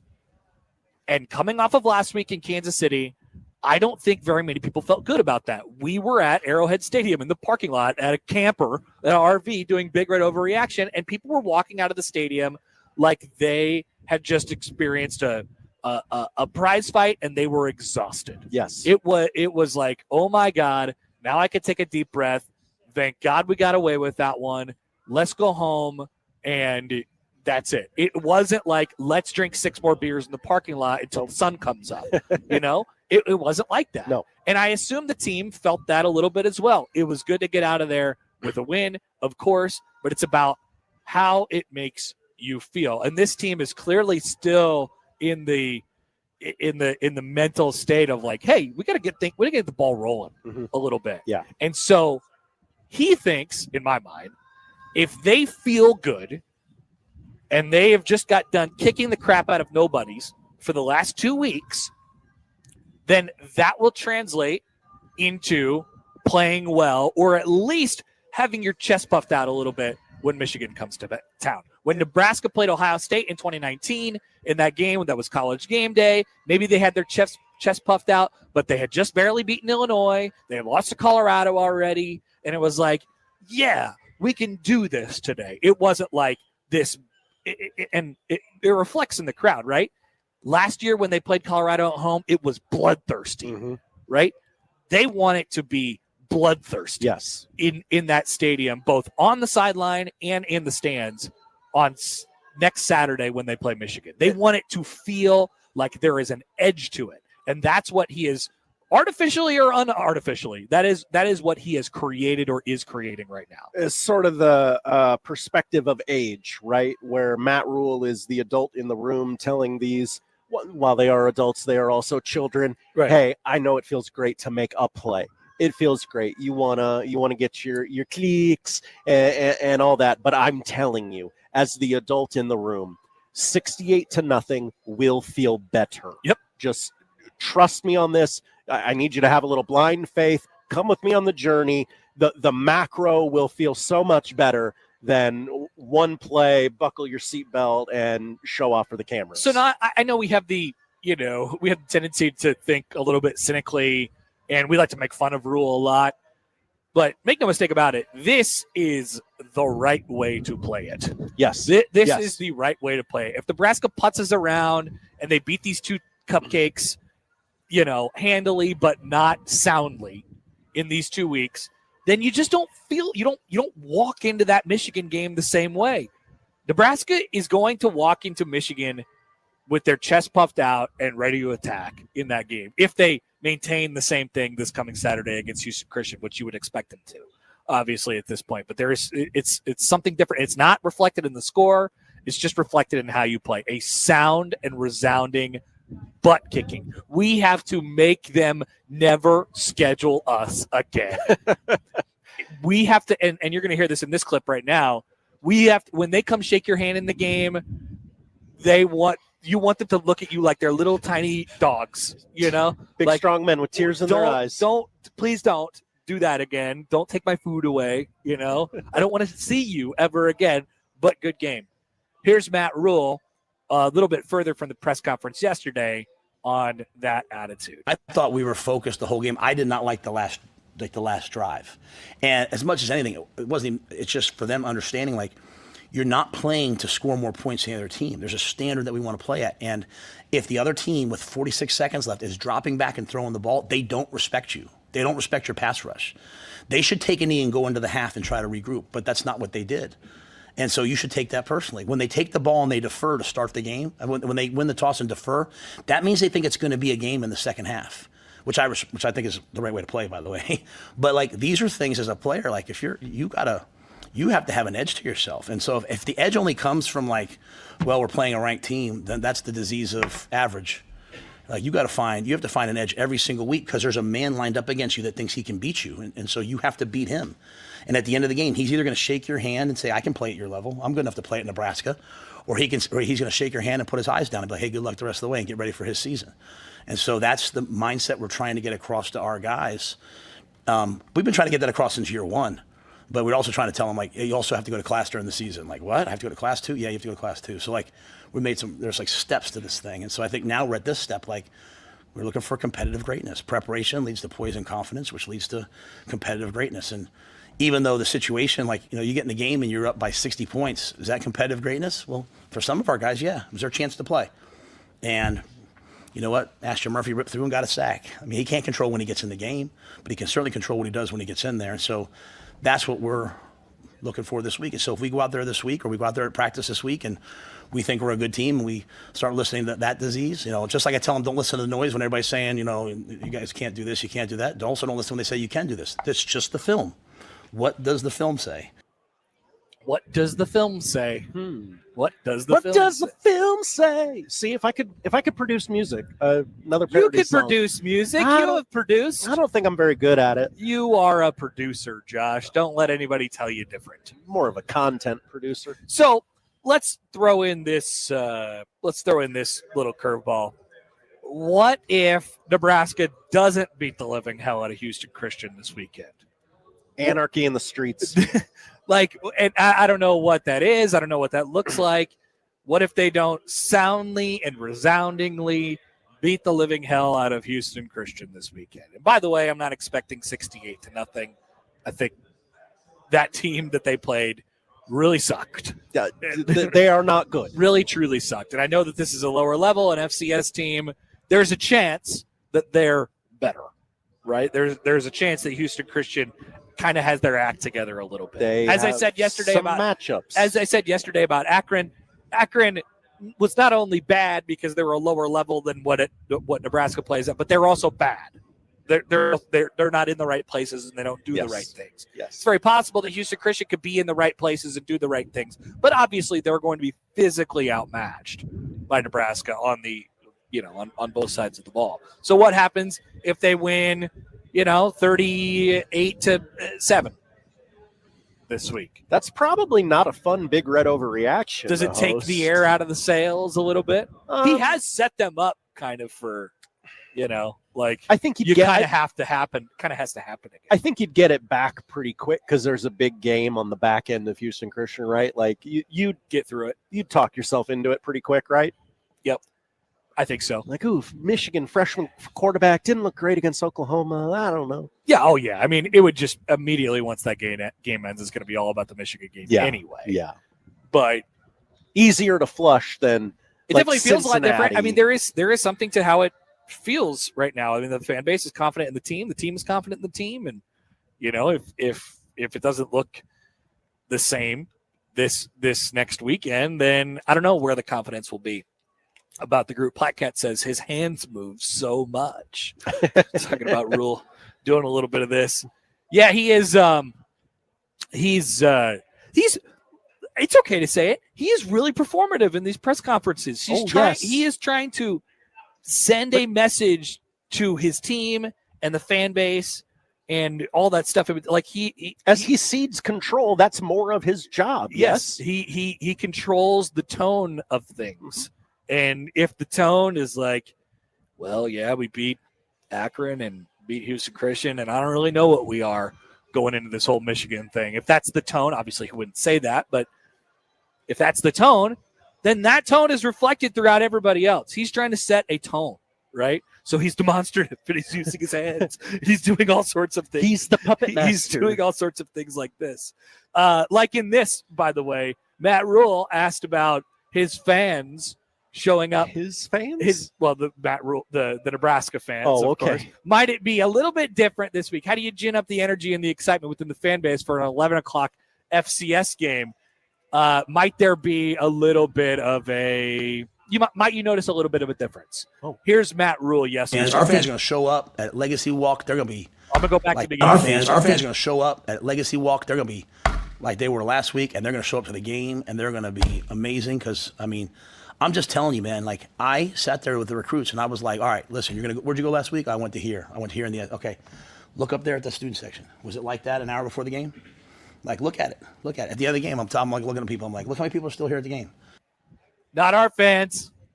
Not our fans. When he knows damn well the fans are going to have less of an edge to them this week because it's an 11 o'clock game against Houston Christian. Of course, they're going to have less of an edge to them this week. But he's like, not our fans. Our fans are great. This is what we sell in recruiting. They're going to be there, even though they're not going to be there. Like, they're not going to be there as much this week. But he's trying to set a tone, and he's trying to send a message. That's what he's doing when he's up there, when he's flipping his hands all around and doing all this crazy stuff. All right, so we'll dive into the football parts. That's the mentals, but the football parts coming up a little bit later on in the show, man. In the in the noon hour. Of course, NFL reaction, Rover reaction coming up. But let's talk about that NFL Week 1 and look ahead to NFL Week 2. Allan Bell driving the line joins the show next on 1620 The Zone.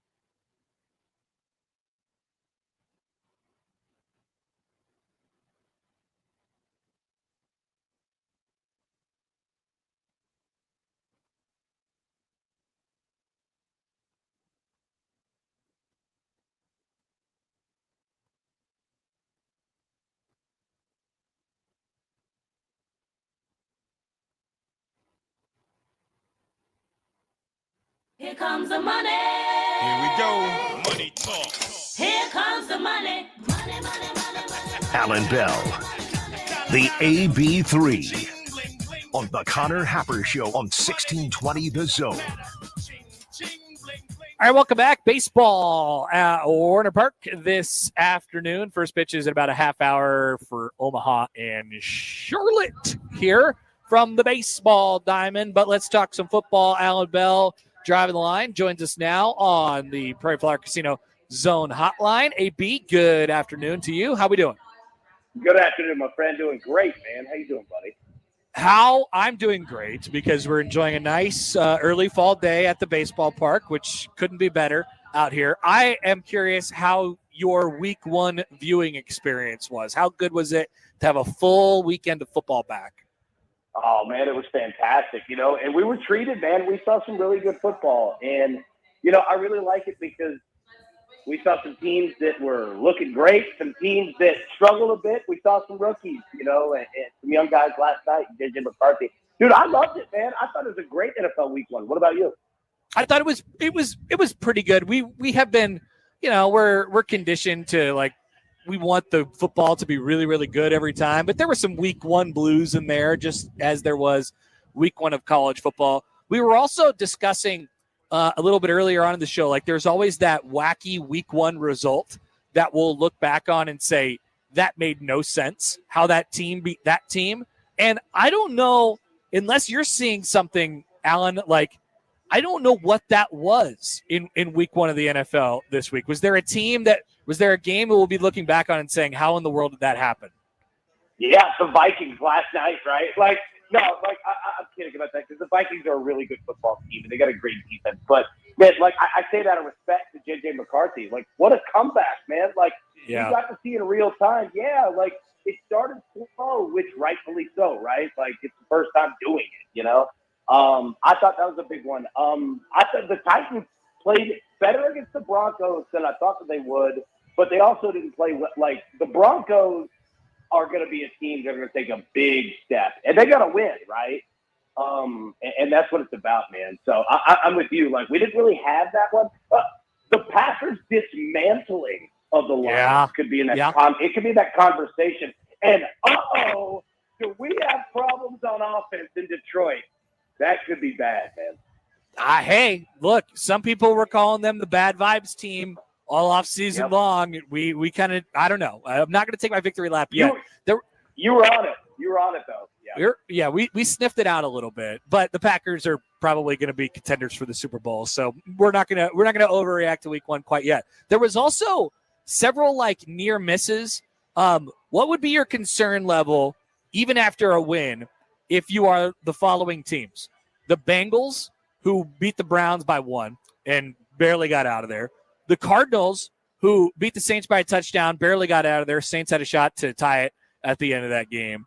And I guess the Bills beating the Ravens is, those are going to be two of the best teams in the AFC all year long. So that those teams don't necessarily count. But a couple of those barely sneaking out of there with a win. Any red flags going off for those squads? Oh, yeah, big time, man. Yeah, all right. So, I'm with you on the Bills and the Ravens. That was just a heck of a game. That was just a treat. But the Cardinals, absolutely, man. Your concern there is, because New Orleans isn't good, buddy. And that was a game. The first team, who did you mention? Who was the first team? I think, the Bengals first, and then the Bengals. Yeah. And then the Cardinals, yeah. So, all right, so the Bengals, look, you've elected to have no defense. So you're going to have to score a lot of points this year. I wouldn't have too terrible much concern if I were the Bengals. If I were the Cardinals, it's a bit of a wake-up call saying, fellas, we got some things we need to clean up around here. Any concerns about the Kansas City Chiefs after week one?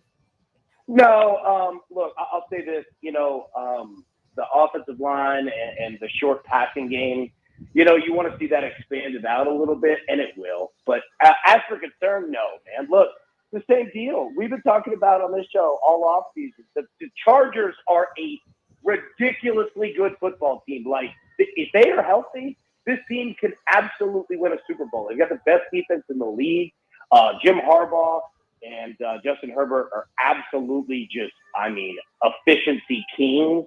No, I wouldn't. But you know what? Look at the AFC West, dude. All the other three teams won, which is wild to think about. Is Daniel Jones an answer to some problems in Indianapolis? He is, man. Like, he fits that team a little bit now. They're going to be up weekends and they're going to be down weekends. And buddy, no, look, I'll tell you what. To your previous question, the Miami Dolphins are a problem. Yep, that's a problem. They are a massive problem this year. But yes, for Daniel Jones, dude, big credit to them. Big credit to the Colts. And I love that they dedicated the win to Earth Day and his family after the game. So that was really cool, man. You could tell there's a lot of emotion there. We have a prominent Bears fan who does the morning show here on 1620 The Zone. He's very sad. He feels as if it's the same thing all over again. It is one game. They look good for the majority of it last night. What do you take away from the Bears week one? And even in a loss, in a crushing loss, is there maybe a little bit of light at the end of the tunnel with how good it looked for a while there? Oh, yeah. Look, if I were a Bears fan, I'd be excited. Now, look, I totally get it, about losing a game, especially a game that you probably felt that you had, right? And I agree with you. So I don't want to speak for Bears fans because I totally get that. But, man, dude, you came in prepared. You looked like Ben Johnson has been there for a long time. Man, I'd be excited. And this is something that you can build upon. I think the Chicago Bears are going to be just fine, man.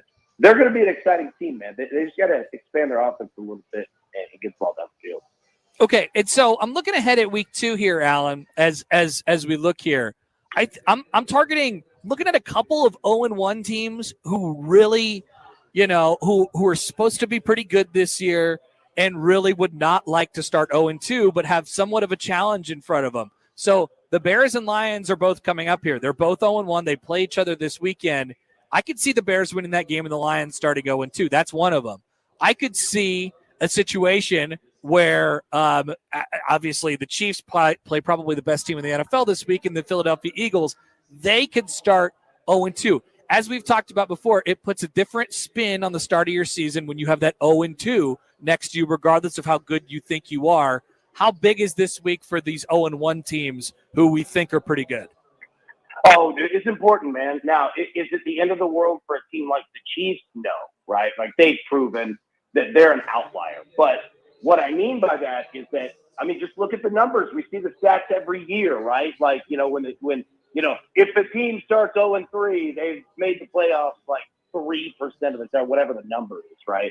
So, no, man, these things are very real.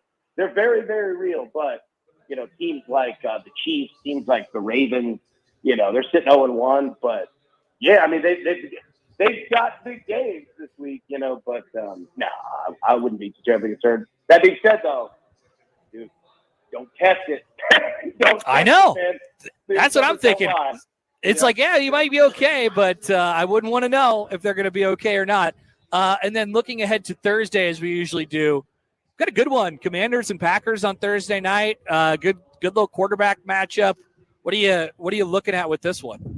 Yeah, man, it's an excellent matchup, man. Obviously, two teams that are 1-0, feeling good about it, and we get two NFC kind of Titans this year, man. In terms of the big boys, these are two of them. It's gonna be a heck of a game. I think you're gonna see a lot of offense, obviously quarterback driven. Dude, this is gonna be a good one because I love that it's not in division, but these are two teams that will absolutely see each other down the road for something a lot bigger. It's going to be a heck of a game, man. Yep, they're going to have to probably go through each other when it comes to the playoffs. All right, AB, we'll let you go. Appreciate it as always. Enjoy week number 2 coming right up. Thanks, my friend. Thanks always for having me, man. Appreciate it, buddy. Take care. Allan Bell, Driving the Line. You can check out the podcast with daily picks. There's still baseball going on, for the record, as we could attest to, Josh. Right in front of us. They're not really doing anything out there right now, but yes, there is baseball, Major League Baseball, that is still happening. And maybe Cole Reagans, who's here today, will be participating in one of those baseball games in the coming days and weeks. All right, Happer Show's live here from Werner Park. It is game one of the final homestand of the year. So come on out to the ballpark. I see people over at the Stormfront team store right now getting their merch game right, getting it going for the season ends. You got Union Omaha, of course, still hanging around here as well, and some good old-fashioned day baseball, which we love. Josh will have the odd news when we come back right here on 1620 The Zone. But first, I'd like to tell you about our friends from Underdog Fantasy. Football is indeed back, and Underdog is the best place to make picks and win money all season long. And you can play right now in Nebraska. I don't think we could play right here in Werner Park, but I think you could play right here Rule 1. in the general vicinity in the state of Nebraska. And it's easy. Playing Underdog, very easy. Just pick whether your favorite players will go higher or lower on stats like touchdowns, receiving yards, interceptions, and more. And if you get your picks right, you can win up to 5,000 times your cash. You can play with as little as $1. There is so many things going on Underdog. When you look ahead to that Thursday night game, it's just one of the many things that you could go. So maybe you want to take Jordan Love's higher on passing yards, or Jalen Daniels, same thing, higher. Maybe you like points coming up in this Thursday night game, and I wouldn't begrudge you if you do. Just one or two of the many options that you have on Underdog. So we have a deal for you. Download the app today. Sign up with the promo code HAPPER1620, HAPPER 1620, to score $50 in bonus funds when you play your first $5. Promo code HAPPER1620. Millions of fans have already won billions making picks on Underdog. Will you be next? Underdog, make picks, win money. Must be 19 plus and present in Nebraska. Terms apply. See assets.underdogfantasy.com/web/play and get terms _DFS_.html for details. Concerned with your play? Call 1-800-GAMBLER or visit www.ncpgambling.org.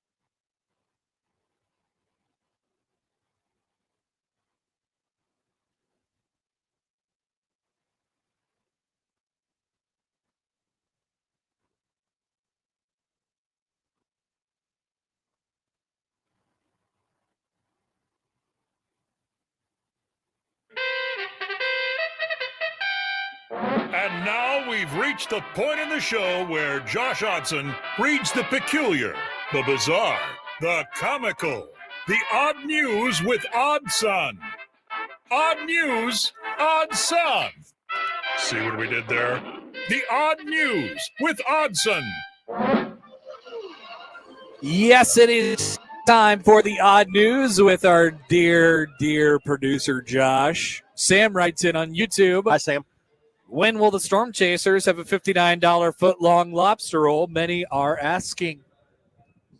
Where's Marty? How many of those do you think you need to sell to turn a profit? Marty's down in the field right now. Okay. I would imagine that it would take, quite a lot to source the lobster. Sure. So you'd have to sell.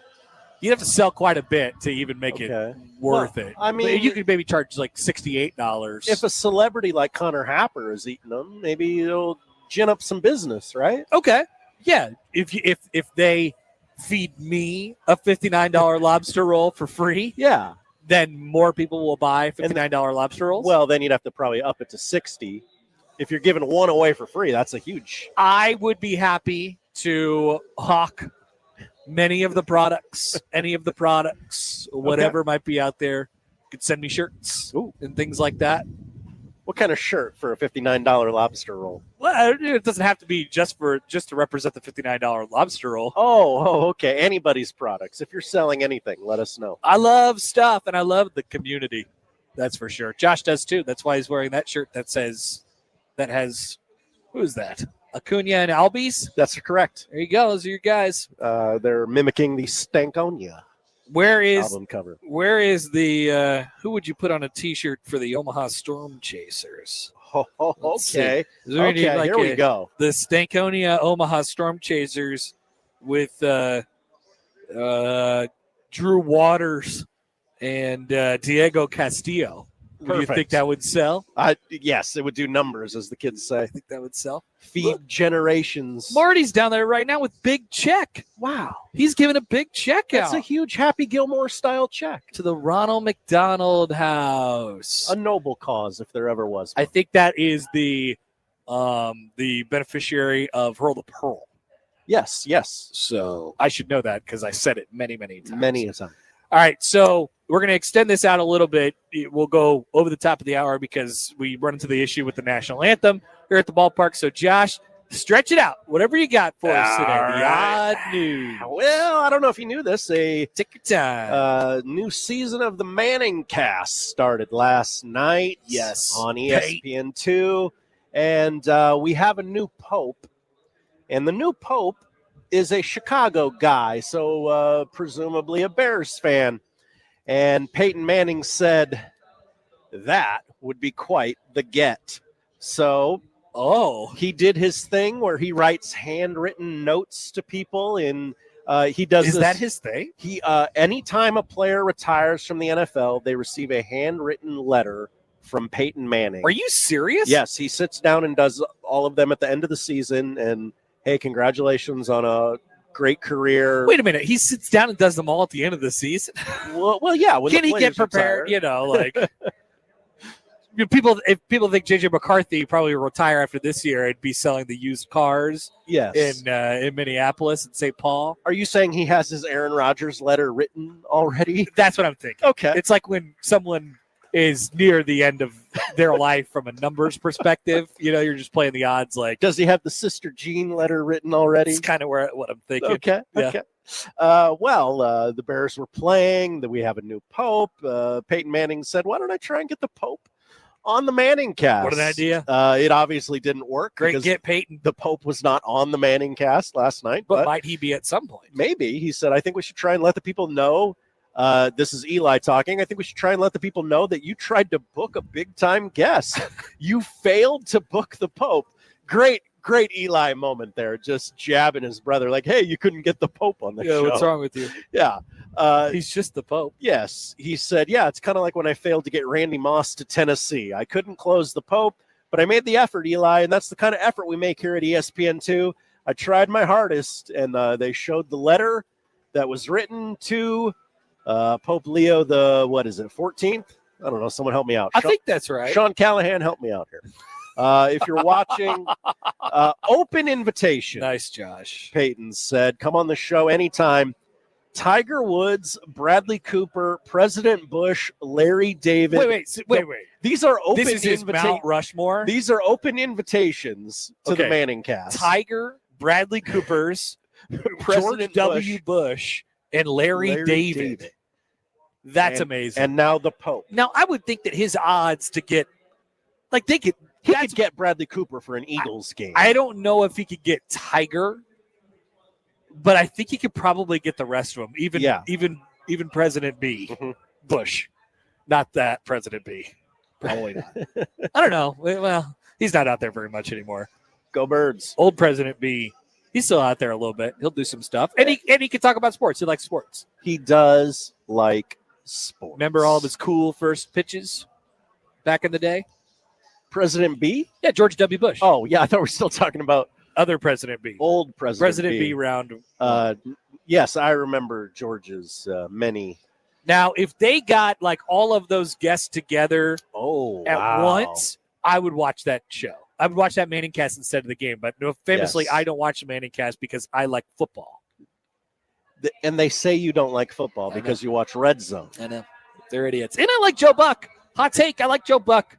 I've been saying this for years, too. People say Joe Buck is terrible. I like Joe Buck. We've come around on Joe Buck, haven't we, folks? Oh, I've always been around on Joe Buck. Always? I like Joe Buck. Wow. Okay. We go to East Hartford, where an investigation is going on in that community as to why there are someone has painted the squirrels. Somebody has painted the squirrels. In East Hartford. One of them has been painted red. One of them has been painted blue. They shared a photo on social media, and Animal Control says the squirrels look like they are okay, but officials are trying to identify whoever is responsible. They have a phone number. In Hartford, huh? If you have any information, yes. Well, I know some people in the burner community, know some people in Hartford. You know. Okay. Should we dispatch our? I'm just saying. I'm not blaming the sick UConn fans, but it sounds like something they would do. They're back to school. They're bored. It's not quite basketball season. What color are they painting the squirrels? There are two squirrels that have been painted. One is bright blue, like I'm talking like Grover from Sesame Street. Oh wow, blue. The other is red, like I don't know, red. Red, like our red burns brighter. Yes. Like Go Big Red. Go Big Red. Interesting. Now that doesn't sound like UConn fans. It doesn't. They'd probably paint them navy or something. I would think something a little more UConn-y. Yeah. Okay.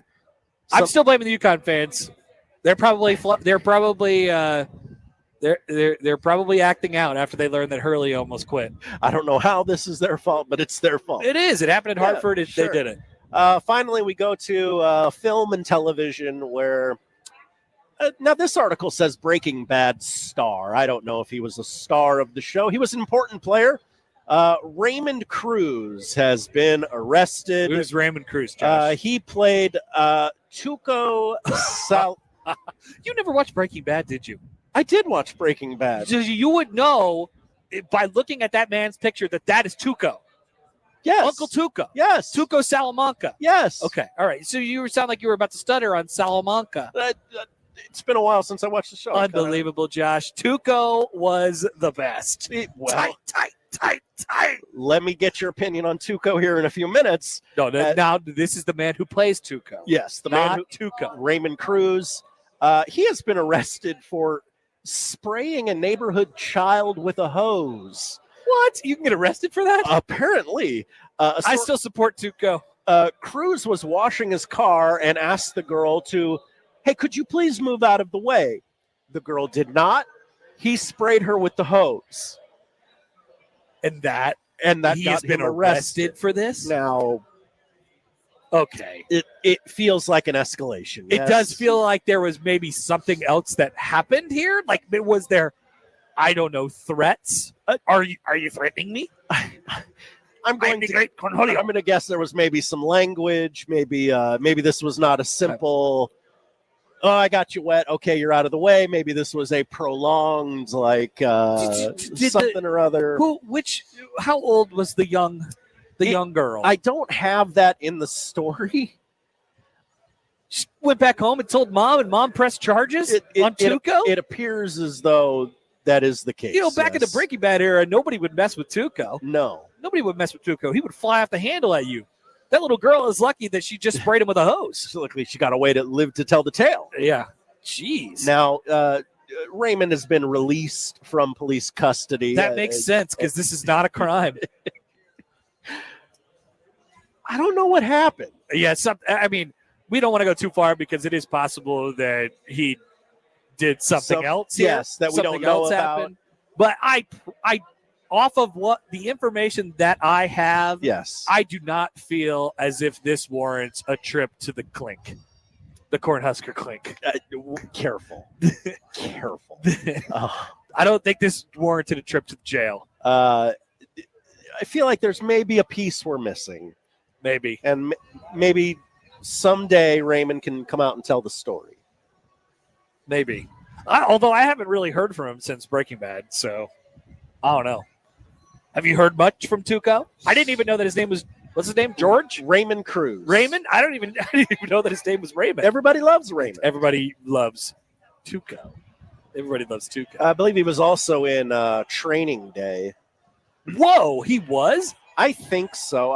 My internet's going a little slow here. I was trying to look that up. I'm due for a rewatch of Training Day. Okay. It's been probably a handful of years at this point. Greatest actor of all time. Yes, Denzel is awesome. We love Denzel. Yeah. I'm due for a Training Day rewatch. Yes, he was. He played a character named Sniper, probably more famous for saying something that I can't say on the radio. Oh, he said some bad stuff? Yeah, he did. Okay. So talked about what it was like in jail, asked Ethan Hawke if he had ever been in jail, and things that may happen in jail. Oh, okay. I remember him now. Yeah. That's starting to make more sense to me. Yeah, I will. You know what? If I ever have a spare 2 hours of my life, I will rewatch Training Day. It's a quick moving 2 hours. It is. It's a great 2 hours. Maybe these next two nights when I don't have the NFL or Maction. That's right. Things like that to watch. We are pre-Maction. I'll watch Training Day. Yeah. But no, I think our boy is okay. I don't know why he went to jail for that. Maybe there was a history between these two neighbors. Maybe we're missing something entirely. Yeah. I'm not sure. All right, the noon hour is upon us. We have plenty more to come. We're going to dive into what the analytics thought of Nebraska absolutely smashing the bejesus out of Akron. We're going to have baseball starting in just a couple minutes.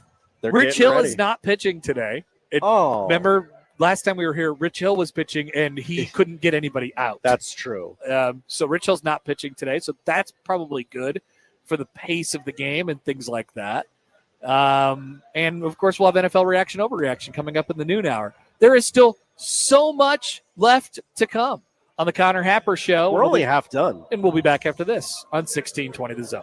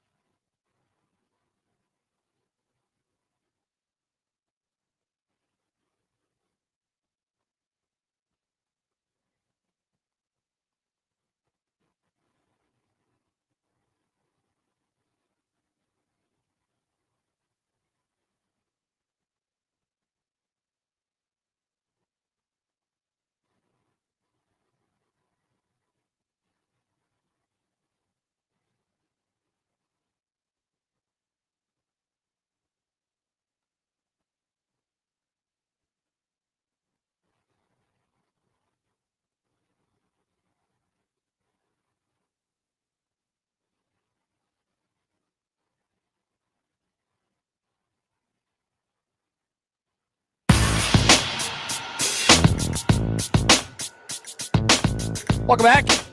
Connor Happer, Josh Hodson with you live from Werner Park. You should come out all week long, folks, because this is it. No more baseball in Omaha after this, unless you want to drop by some of our local teams' fall practices in college, which I don't know that what you would learn from that. / I don't even know if you're allowed A little weird. to do so. But this is it this week for baseball out here in the metro. So come on out to beautiful, beautiful Werner Park and enjoy the last few days with the fine folks out here with the Omaha Storm Chasers, like today, where we're underway between the Chasers and the Charlotte Knights. They'll be here for the rest of the week, folks, and it will be a grand old time. They got snacks. You want snacks? I'm vamping to look up the promotional schedule. Tomorrow is Bark in the Park. Thursday is $3 Thursday. Get to the big one. Friday is Fan Appreciation Night. Come on, one more. Saturday is Life of a Storm Chaser night. Yeah, and tribute to. I was told that it's TS. Yeah, so they very litigious. They must not be able to say that it's Taylor Swift night. Whoa, hey. Well, I'm not saying it's Taylor Swift night. Okay. I'm saying there might be some Taylor Swift themed things that happen at the ballpark. If you are a fan of Taylor Swift, this is the night for you. So what is this in reference to? What is Life of a Storm Chaser? Well, Taylor Swift's new album. That's what I'm asking. Is called The Life of a Showgirl. That's right. Once again, I don't think she knows what a showgirl is. What do you think a showgirl is? Let's start there. That's what I just think. When I think showgirl, it's not what I think of. What do you think of? I just think of a different thing. Okay. I just think of a different thing. You think of Jesse Spano? Sunday is Family Fun Day. So that's different. That is very different than That's different. Jesse Spano. There'll be a balloon artist and Kids Run the Bases, which I love on Sundays. A classic. And it's at 2:05, which is great. So they've been doing the 5:05 starts on Sundays. 2:05 is a lot better, in my personal opinion. So we have baseball here throughout the remainder of the week. And if you happen to be out in the area today, please drop by the ballpark and bring us a giant corn dog, if you want. Like Bring Black us your Cat did corn last dogs. week. Yes, Yes. please. All right, so analytics roundup. So it turns out there's a deep drive to center field. Tim Brave is back. Elko. He looks up and it's gone. Tim Elko has done it, ladies and gentlemen. The College World Series star back in Omaha, and he has gone deep. Do you hear the thunder? I do. Elko the Oko. You can't stop this guy. It's just my yard. It's 1-0. It's early. Charlotte. It's early. Analytics roundup. So it turns out the analytics like it when you win 68-0. Is that a fact? But how much do they like it? Well, our friends from K Ford yesterday. You know about K Ford, Josh? I've heard of K Ford. Some people are K Ford pilled. Very. By the way, a couple things from the text line. Okay. Whole question: does Taylor Swift know what a showgirl is? And John says, "I've seen the movie. I know what a showgirl is." Travis says, "I'm sorry, is Connor trying to mansplain to Taylor Swift? The audacity." Ooh, interesting. Charles says, "Showgirl, handshake, storm chasers." I would ask if anyone involved with the movie Showgirls knows what a showgirl is. Black Cat says, "I'm sure Elko was looking forward to getting back to the Chuck box, just like Kegs." I'm sure Elko is probably disappointed that he couldn't be like Paul Skeens and go down to a Creighton game. But it's not. Yeah. It's not the springtime. That did happen. He did. He went. He indeed went with Livy Dunn, and then he came back for the College World Series. K Ford. So K Ford, if I remember right, was not particularly high on Nebraska. You know, most analytics had most of the the stat nerds, they had Nebraska like in the upper 30s into the mid 40s, basically, as far as the rankings were concerned. Mm-hmm. And in this area where a lot of their games are 50-50 games. So this is by percentage chance to win, adjusted now after the Akron game from our friends from K Ford. It went down a lot after Cincinnati. I remember it went down a little bit after Cincinnati, and it has since skyrocketed. Okay. All right. So 99+% chance to win at Houston Christian. Hello. That is unchanged. That's not changing. Oh. Nebraska, after this past weekend in college football, Michigan lost to Oklahoma. They were tossed around a little bit. Nebraska with a now 56% chance to beat Meat Chicken. Whoa. How? At home. That could equal a favorite in my mind. An 80% chance to beat Meat Chicken State. 80, you say? 80. A 73% chance to win at Maryland. A 52% chance to win at Minnesota. An 88% chance to win at home against Northwestern. A 33% chance to win at home against USC. Whoa. Because they have destroyed 2 cupcake garbage teams in their first 2 weeks. An 83% chance to win at UCLA. They don't look good. That is bad. I mean, going on the road in a Big Ten game and having an 83% chance to win is kind of wild, especially for a team like in Nebraska's shoes. A 17% chance to win at Penn State and a 66% chance to win at home on Black Friday against Iowa. If you are playing the numbers straight up, that is 8 remaining games that are green, a.k.a. wins. Green means go. I'm talking 50 and above is wins, and 49 and below is losses. K Ford says right now that if you just play the individual results, Nebraska is going to go 10-2. Whoa. Just right now, there's been an adjustment. It'll fluctuate wildly in the first couple weeks of the season with all these teams playing cupcakes, and we figure out exactly what they are. Sure. But they don't think Nebraska has a very good chance to beat USC, and they don't think Nebraska has a very good chance to beat Penn State. They think it's going to be close against Minnesota and Michigan, and those are basically their swing games at this point. But if you just play the numbers straight up, it is 10-2. K Ford's also giving them a 51% chance to win 9 games overall and a 22% chance to win 10 games, which is kind of nuts. And a 5% chance, by the way, to win 11 games. I think it was from Bud Elliott yesterday. He does he's part of the college. Well, I mean, he's one of the stat nerds. He does the blue chip ratio usually and stuff like that. Okay, yeah. But he said there was something like 20 or 30 plus teams right now with a greater than 10% chance to make the college football playoff, right? We're in this early portion of the season and we're trying to figure out what everybody is. So that's what K Ford has on Nebraska. Then there was the real hullabaloo. What is it? Hullabaloo? You got it. Hullabaloo? Nailed it. With Bill Connolly's SP Plus. Oh, yeah, the forgetting Nebraska exists or something like that. Correct. So they didn't update Nebraska's game on the ESPN game stats before into our show yesterday. People had a panic attack about this. Whoa. How dare you still say Nebraska sucks after they beat Akron 68-0? Like it's not a very reasonable take. But the SP Plus continued to get updated and did include Nebraska's dominant win against Akron, at which point Nebraska shot up 19 spots in the SP Plus, greater than almost any jumper in the entire country. There was a couple teams that went up. UCF went up 22 spots. Minnesota went up 21 spots because they destroyed Northwestern State by 100 in their game. Indiana went up 21 spots. And there was a couple teams that went up in the upper teens as well. Nebraska went up 19 spots, higher than just about anybody in the country, up to 28 in the SP Plus, which means they were at, 47 going into the game against Akron. 56 in offense, 14th in defense, and 119th in special teams. Now, I think all those numbers are going to continue to have to take adjustments throughout the year, because if I'm to guess right now, I would think Nebraska's defense probably ends up in the 30s range as far as the efficiency numbers prove out.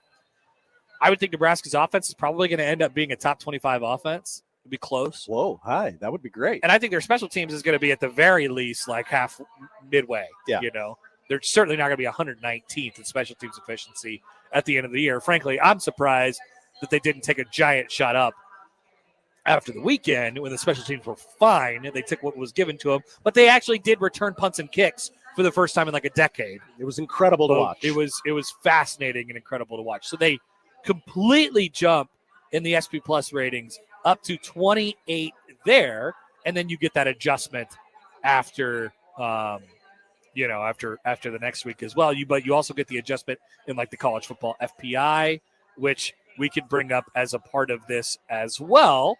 The Football Power Index. The Football Power Index, Josh, What's which that is say? ESPN's proprietary, whatever they do. They have Nebraska at 3, 4, 5, 6, 7, 8, 9, 10, 11, 12th in the country. Oh, yep. 12th best team. Wow. That's a fine how do you do? Yes. They have them going 9.2 and 2.9. So basically 9 and 3. They have a 99.8% chance to win 6 games, enough to get it to a bowl game. A bowl game. They have a 3.5% chance to win the Big Ten, and a whopping 27.7, nearly 28% chance to make the playoff. What? According to the ESPN FPI. Okay. So for those of you who threw ESPN under the bus after not putting Nebraska's 68-0 final score up on ESPN.com over on Saturday night and all the way until Monday, well, you owe them an apology because they're saying that you have a 28% chance to make the playoff at this given moment. Do you think that's like a make good? Like, hey, we'll throw you this bone? We'll up that number a little bit this week just to get you off our back? 10, 11, 12, 13. They have the 14th best percentage chance to make the playoff, which I don't know if you know this, Josh, but there are 12 teams that make the playoffs. I didn't know how many that they'd. We're going to go up to 16. Yeah, but they propose changing it every week. It's 12. So there is, I'm looking at it right now. So if you go over 10, like Vanderbilt has a over 10% chance to make the playoff at this point. Everybody knows that Diego Pavia's boys are not making the playoff.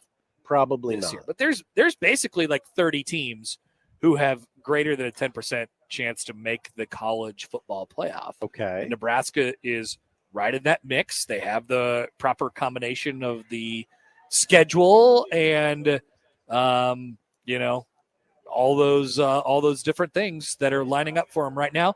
And they beat the living hell out of Akron. Do you think they're saying that about us on Big Commodore overreaction? Like Nebraska has a chance to make the playoff. Like, yeah, right. Diego Pavia and them boys going to run all over you. I don't know if Big Commodore overreaction exists. Okay.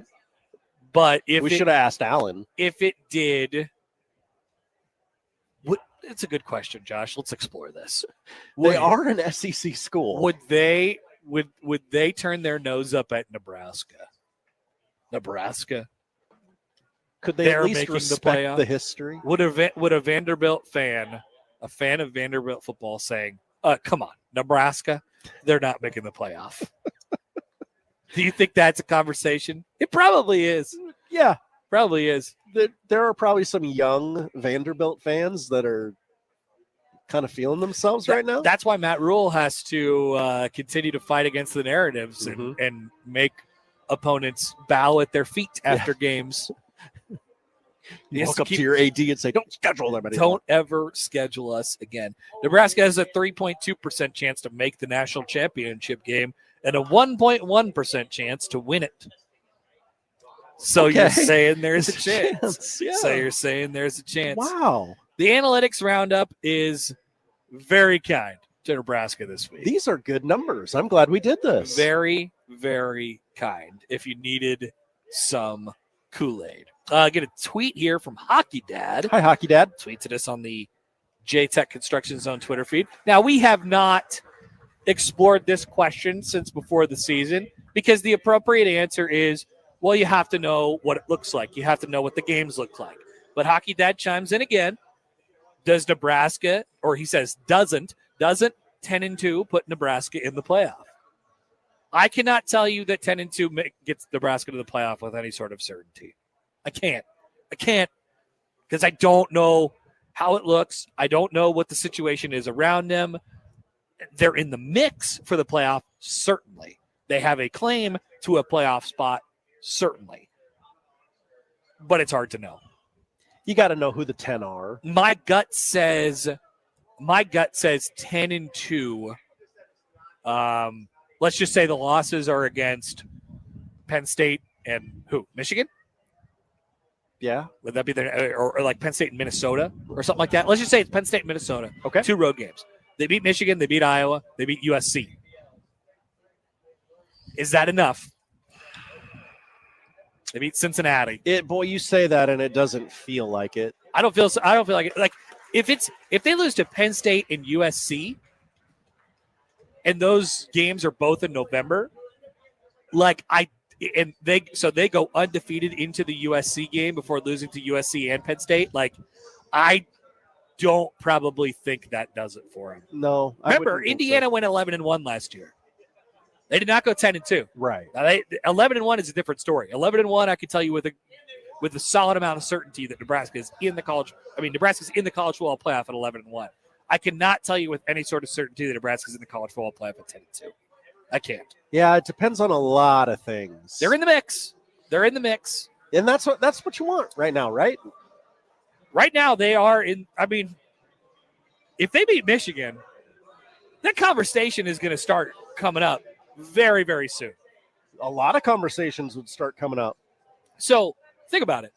Nebraska's schedule, they beat Michigan. They have a bye week. You go Michigan State and Maryland. 1 home game, 1 road game. Nebraska's got a good chance to make it through that one unscathed. It's got a good chance to start 6-0.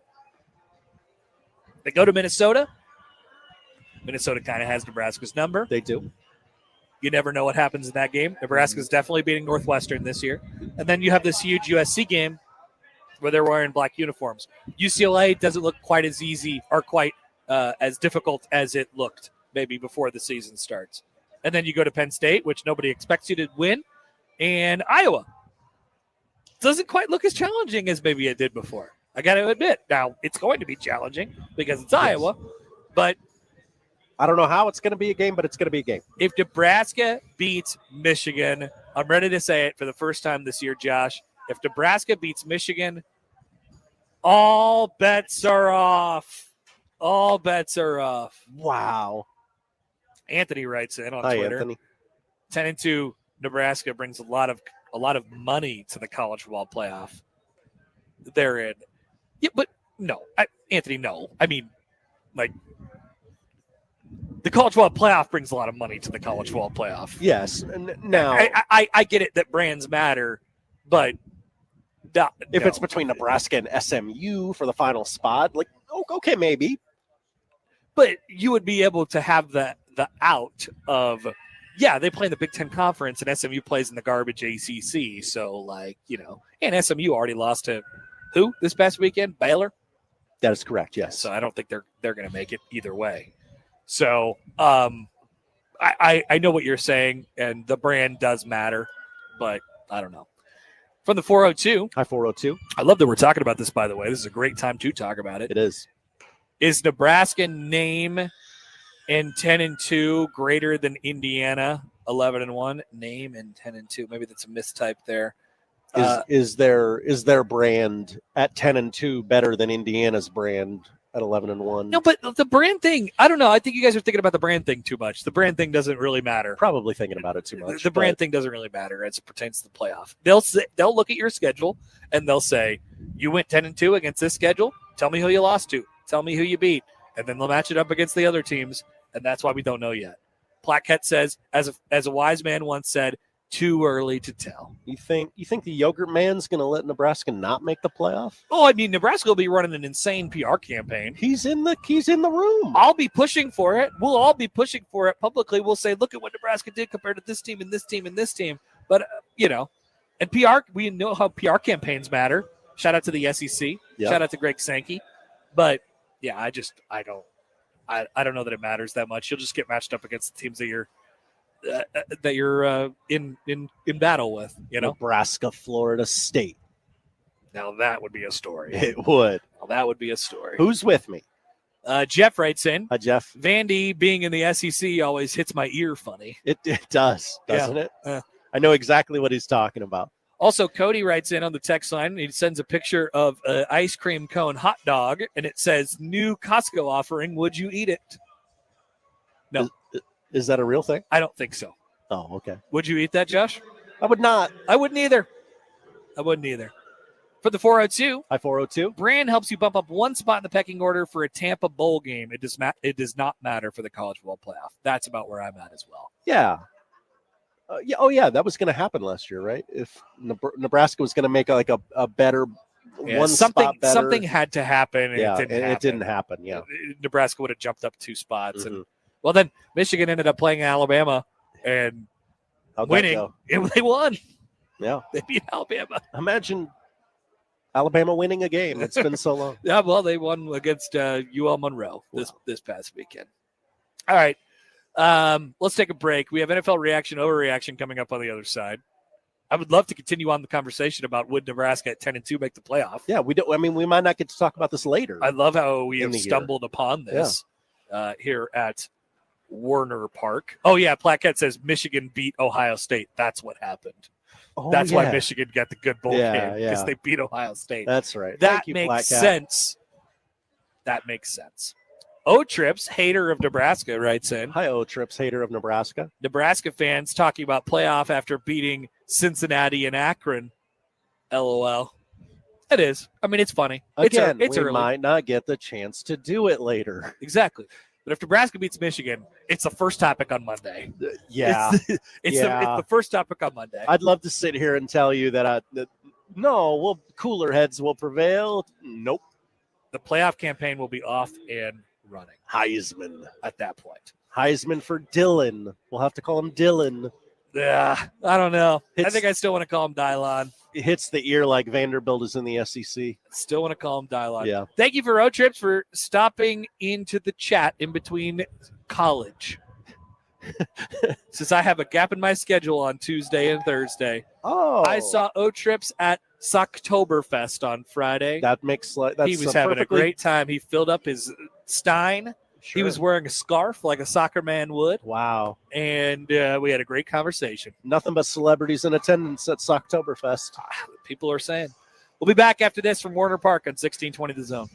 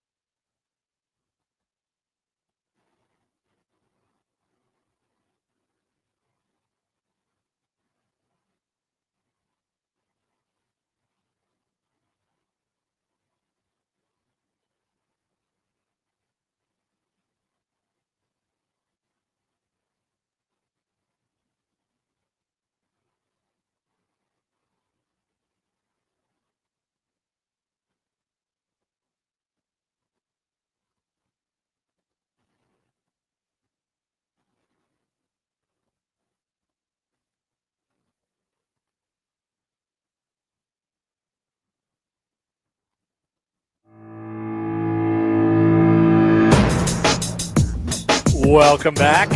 Josh Hodson trying to manufacture ways for himself to get up and go get popcorn. It's going to happen. It's going to happen.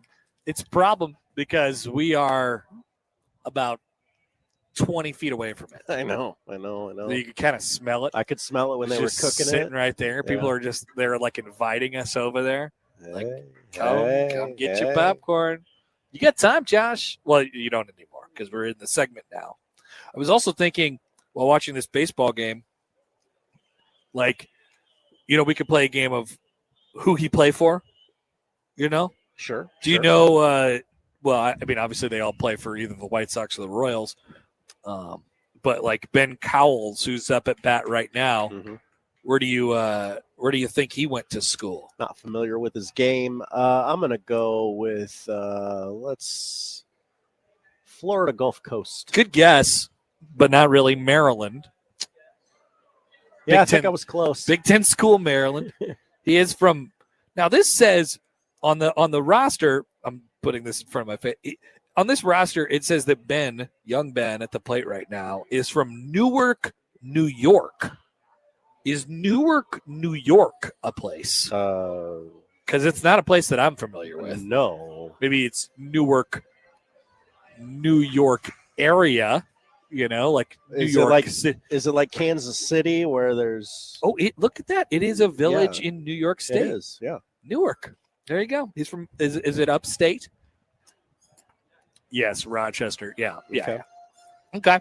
There you go. We can play a game of who he played for. We're learning a lot here today at Werner Park. On the mound is Shane Panzini, who went to high school.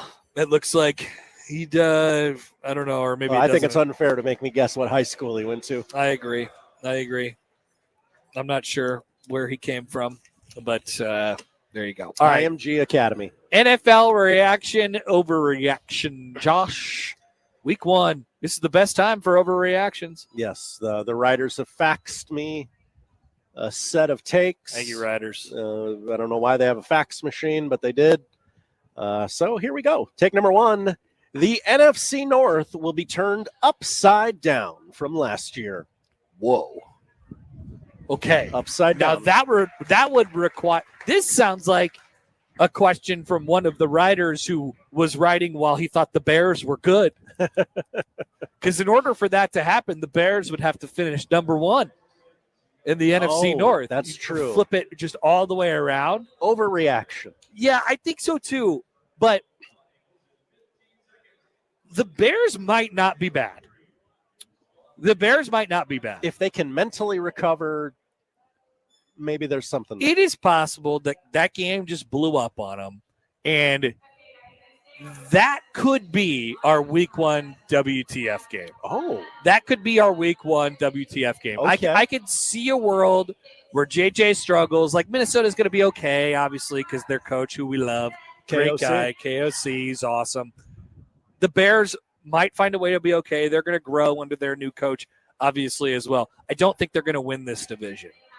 Could the Lions finish last in this division?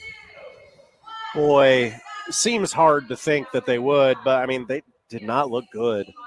That offense struggled. Now the Packers defense, very good. I think there is pretty much any combo in this division that is on the table. I don't think the Bears will win it. I probably don't see Minnesota winning it. The other two, obviously, are going to have a really good opportunity too. But I could also see Detroit finishing last.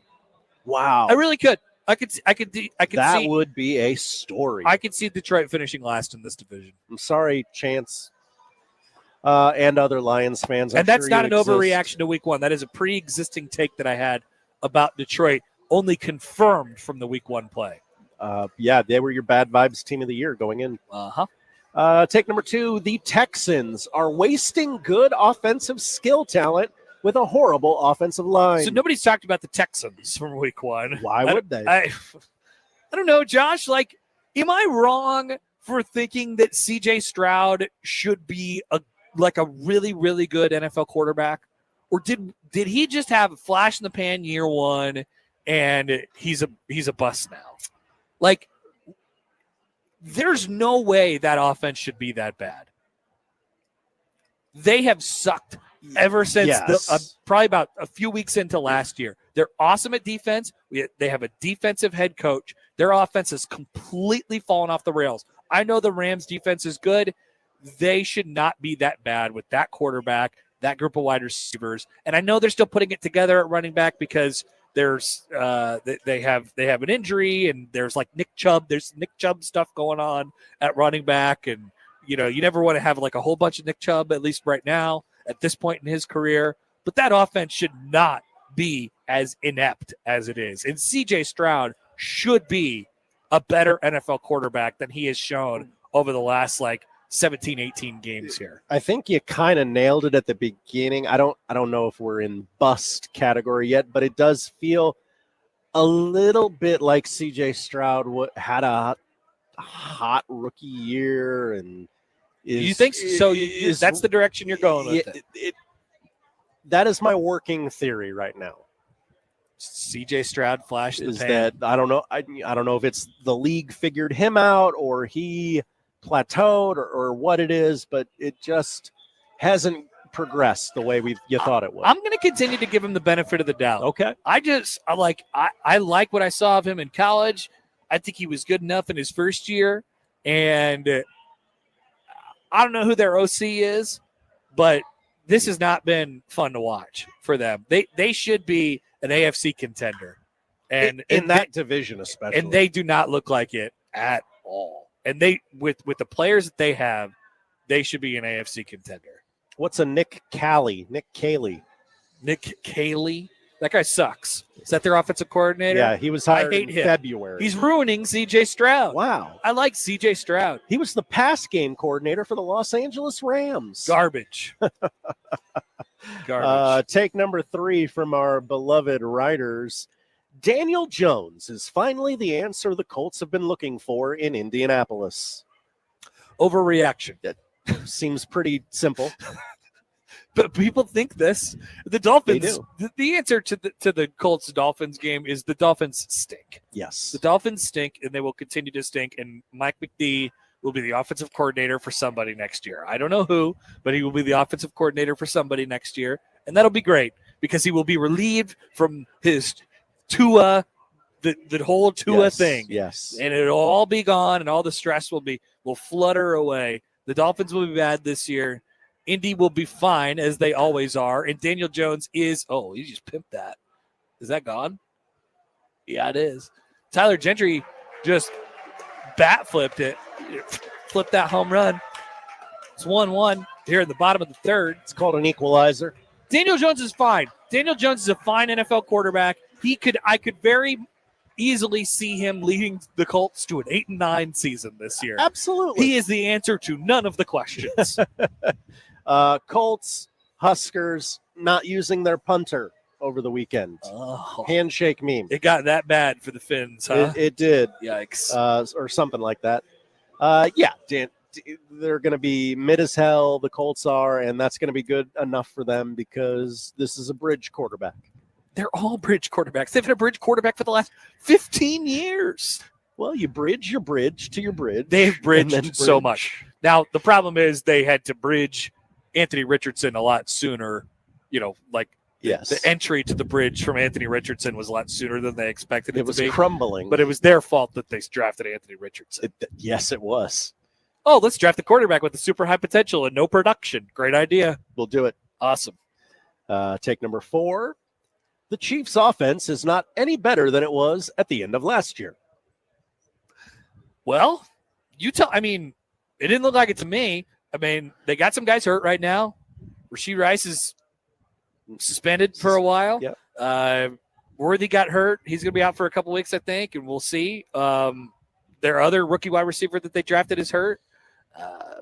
They have Hollywood Brown. Travis Kelce's, on the back end of his career at this point. They've never been a super great run the ball team. I don't know. They're going to have to reinvent themselves a little bit offensively because their defense is quite clearly not exactly as good as it's been in the past. It's a long season. You got to cobble it together. I'm watching them. Obviously, they get the benefit of the doubt because they are the Chiefs.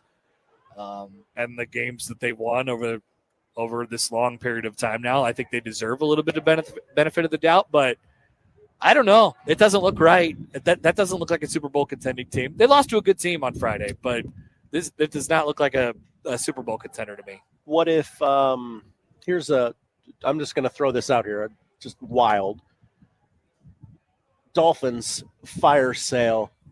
The Chiefs cobble some package together. Many people saying this to Josh. get. Oh, really? I'm not okay. No, all the buzz out of Kansas City that I hear is like, oh, we'll just get Tyreek back. Yeah, they always do this. They always like, hey, what if we gave you 12 bits of yarn for this high-profile receiver that you forgot existed? And they're like, yeah, okay, sure. Chiefs, they haven't done that a lot. They haven't done they haven't done the voodoo magic. They're always bringing somebody off the scrap heap. Here's DeAndre Hopkins.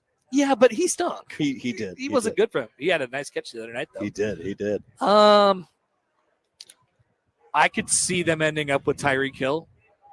Get the old band back together. And then all of a sudden you just start hucking it downfield again. Mm-hmm. Tyreek down there somewhere. Yeah.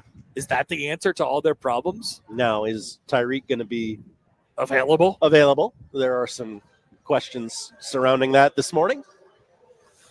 I don't know. I don't see an easy fix for them. Yeah, and they got problems. Those are real problems. And those are, I mean, week 7, week 6 game suspension or whatever it is. Like, those are long gestating problems. That's a long time to have to piece an offense together. Like, you got to have some real answers by then. Yep. Final take. Riders. The Cowboys should be encouraged after their close loss to Philly on Thursday. Josh, are there any moral victories in the NFL? I don't believe there are. I don't either. But this one was close. This one was close. If there was going to be one. This one had me thinking, Josh is interested in a Philly cheesesteak, I guess. This one had me thinking about whether the Eagles were really that good or not. Because I don't know. Whoa. I don't know. You hate the Eagles. I do. I really want them to fail. I don't want them to succeed. They're very boring. They are. They're really boring, and they're no fun. It's basically the same thing, I guess. I don't know. I just don't appreciate their style of play. Which is weird because I like a lot of the players that they have. I don't. I don't. I like Saquon. Jalen seems inoffensive. I don't know. Jalen that guy just thinks a lot of himself. You know, I could see that. He's quiet, but you can tell that guy really, really thinks that he's the coolest. I'm being quiet. Yeah, because I'm sending a message by how quiet I am. Yeah. Or make sure you don't get a picture of me outside of the locker room after we win the Super Bowl with me just cuddling with the Lombardi trophy. Definitely don't get a picture of that. Oh, who took that picture, you guys? I don't know what his Instagram looks like, but my guess is he has a bunch of one-word captions on there. You know? Grind. Some determination. I don't know. They bother me, but struggle. I actually do think the Cowboys should kind of be encouraged by that. I thought this season was going to be a complete tire fire for them. They played well on Thursday. I will admit they were in that game. I thought they'd get steamrolled. If CeeDee Lamb catches some balls, they're winning. That's true. I forgot. Okay, I did forget that. He dropped everything. Everything. He dropped everything. People were calling him the volume merchant. Now, okay, maybe there is a little something to this. Is there one of their running backs finding Miles Sanders finding the fountain of youth before he fumbled? I don't know. But I like Dak, and if CD can just not drop balls, maybe they're in halfway decent shape. Seems like a big if, though. It does seem like a big if. All right, that's NFL reaction, overreaction. Thank you, Riders. Back in midseason form already. We're out here at the ballpark. You don't hear any pings because that's not the noise that baseball bats make in professional baseball. That's right. No, not at all. So if you stayed with us for NFL reaction, overreaction, boy, do we have the surprise for you. Would you like to go to Bussin' with the Boys? A podcast. How do you go to a podcast? Taping of a podcast next Friday at the Rococo in Lincoln. We have your way into the show for free. If you just call right now. I assume this is 2 tickets. Yes, a pair. A pair of tickets. to the Bussin' with the Boys podcast. Be caller number what, Josh? Oh, How many runs and hits total do we have on the scoreboard right now? 2 runs, 3 hits. That totals 5. 5. Caller number 5 to 402-951-1620 right now is going to win 2 tickets into Bussin' with the Boys live at the Rococo in Lincoln next Friday, ladies and gentlemen. We have details for you. Joey's going to get you hooked up. Caller number 5 right now to 951-1620 is win 2 tickets in to Bussin' with the Boys.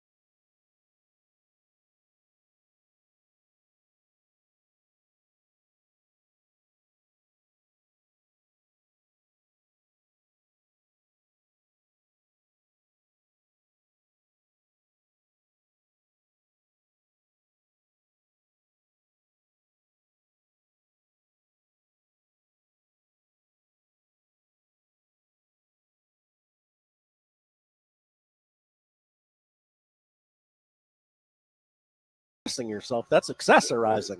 He likes wearing oversized T-shirts underneath his football jerseys. I don't know. Big T-shirt. It was a big T-shirt. You don't see guys wear T-shirts underneath their uniforms because this is not 8th grade football.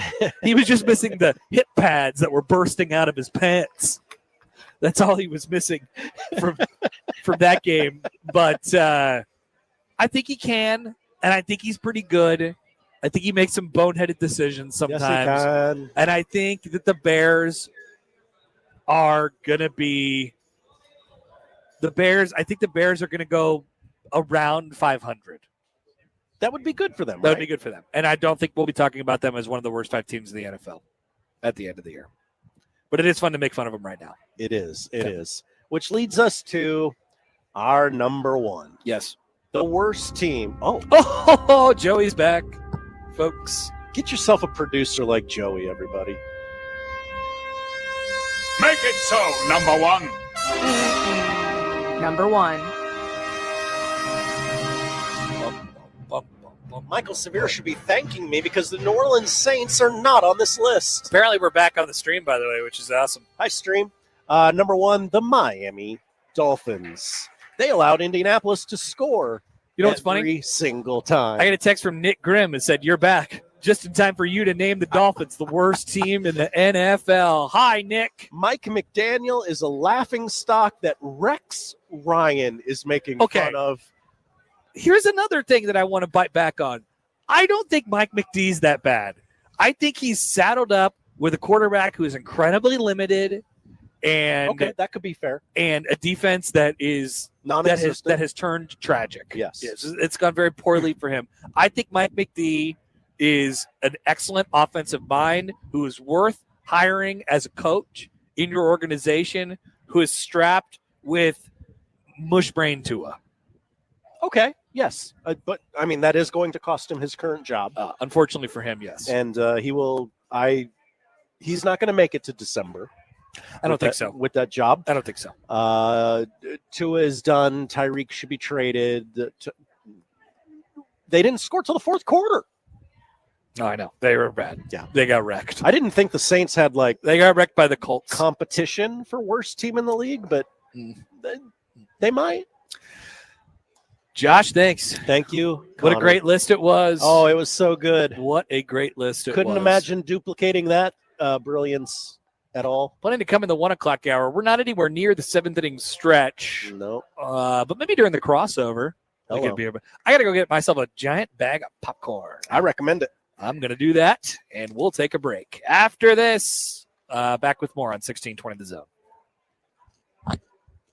Oh, but first, thank you, Joey. A great reminder that we have to hear from our friends from Underdog. Oh, my goodness. The football season is back underway. And Underdog is the best place to make picks and win money all season long. And you can play right here in this fine state of Nebraska. And it's so easy to do so. Just pick whether you want your favorite players or least favorite players, by the way. You can pick players that you hate to go lower on some of your stat totals, touchdowns, receiving yards, interceptions. There's so many more options for you. Of course, you could pick them to go higher as well. You could pair them all together, and all of a sudden you could win up to 5,000 times your cash. You could play with as little as $1.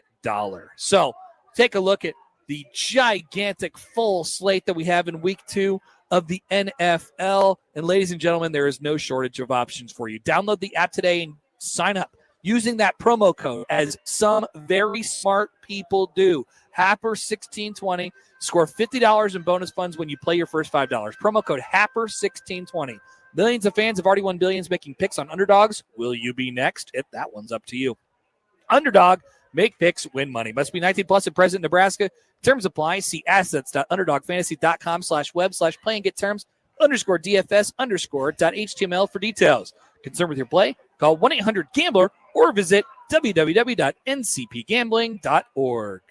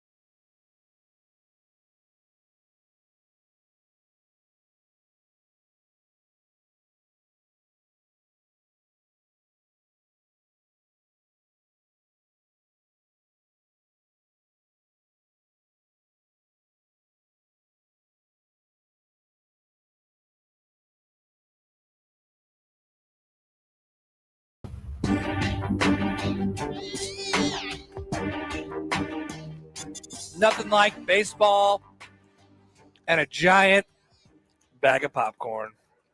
I feel like I'm going to the movies for the first time since 2020. That's disgusting.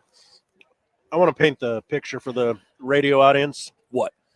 During that break? Paint it, baby.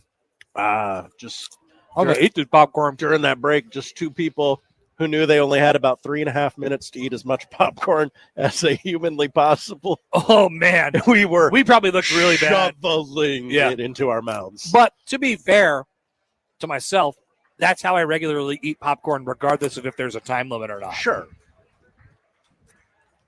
It's delicious. It's awesome. I love it. Do you need some napkins, Josh, instead of licking your fingers? Nope, I want the salt. That's pretty gross. Yeah, it's probably unbecoming. We are enjoying the popcorn and the baseball here, and I have to literally put it down because I'm a liability to eat it if it's in my hand. As I've told you about this before. Like, when I get fast food, I can't let it sit there. Yeah, I have to eat it. Got to have one in the car. So I actually have to literally put this out of sight. Oh. Otherwise, I'm a liability to eat it. My bag is in between my feet. Okay. Yeah, it's gonna be tough. By the way, we got a text from. Well, first of all, let's get to this. A text from Corey. Hi, Corey. What's the promo code for Underdog again? Thank you for asking. Happer 1620. Happer HAPPER, no spaces, 1620. Josh, tell people what happens when you do that. You have to deposit $5 at least. Yes. And then you will get 50. Yeah, there's a nice, they call it a match, but it's actually, it could be more than a match. It could be more than a match. Yeah. All right, so that's a good thing, ladies and gentlemen. Also, we got this comment from Chris.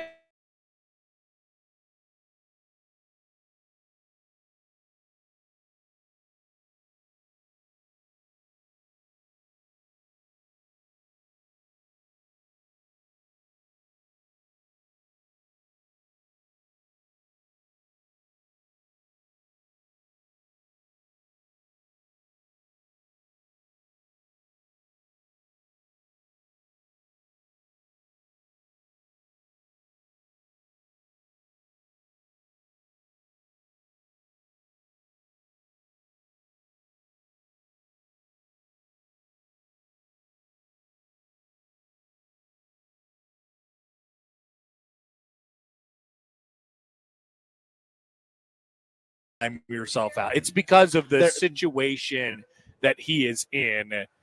That's why you can't close the book on him, right?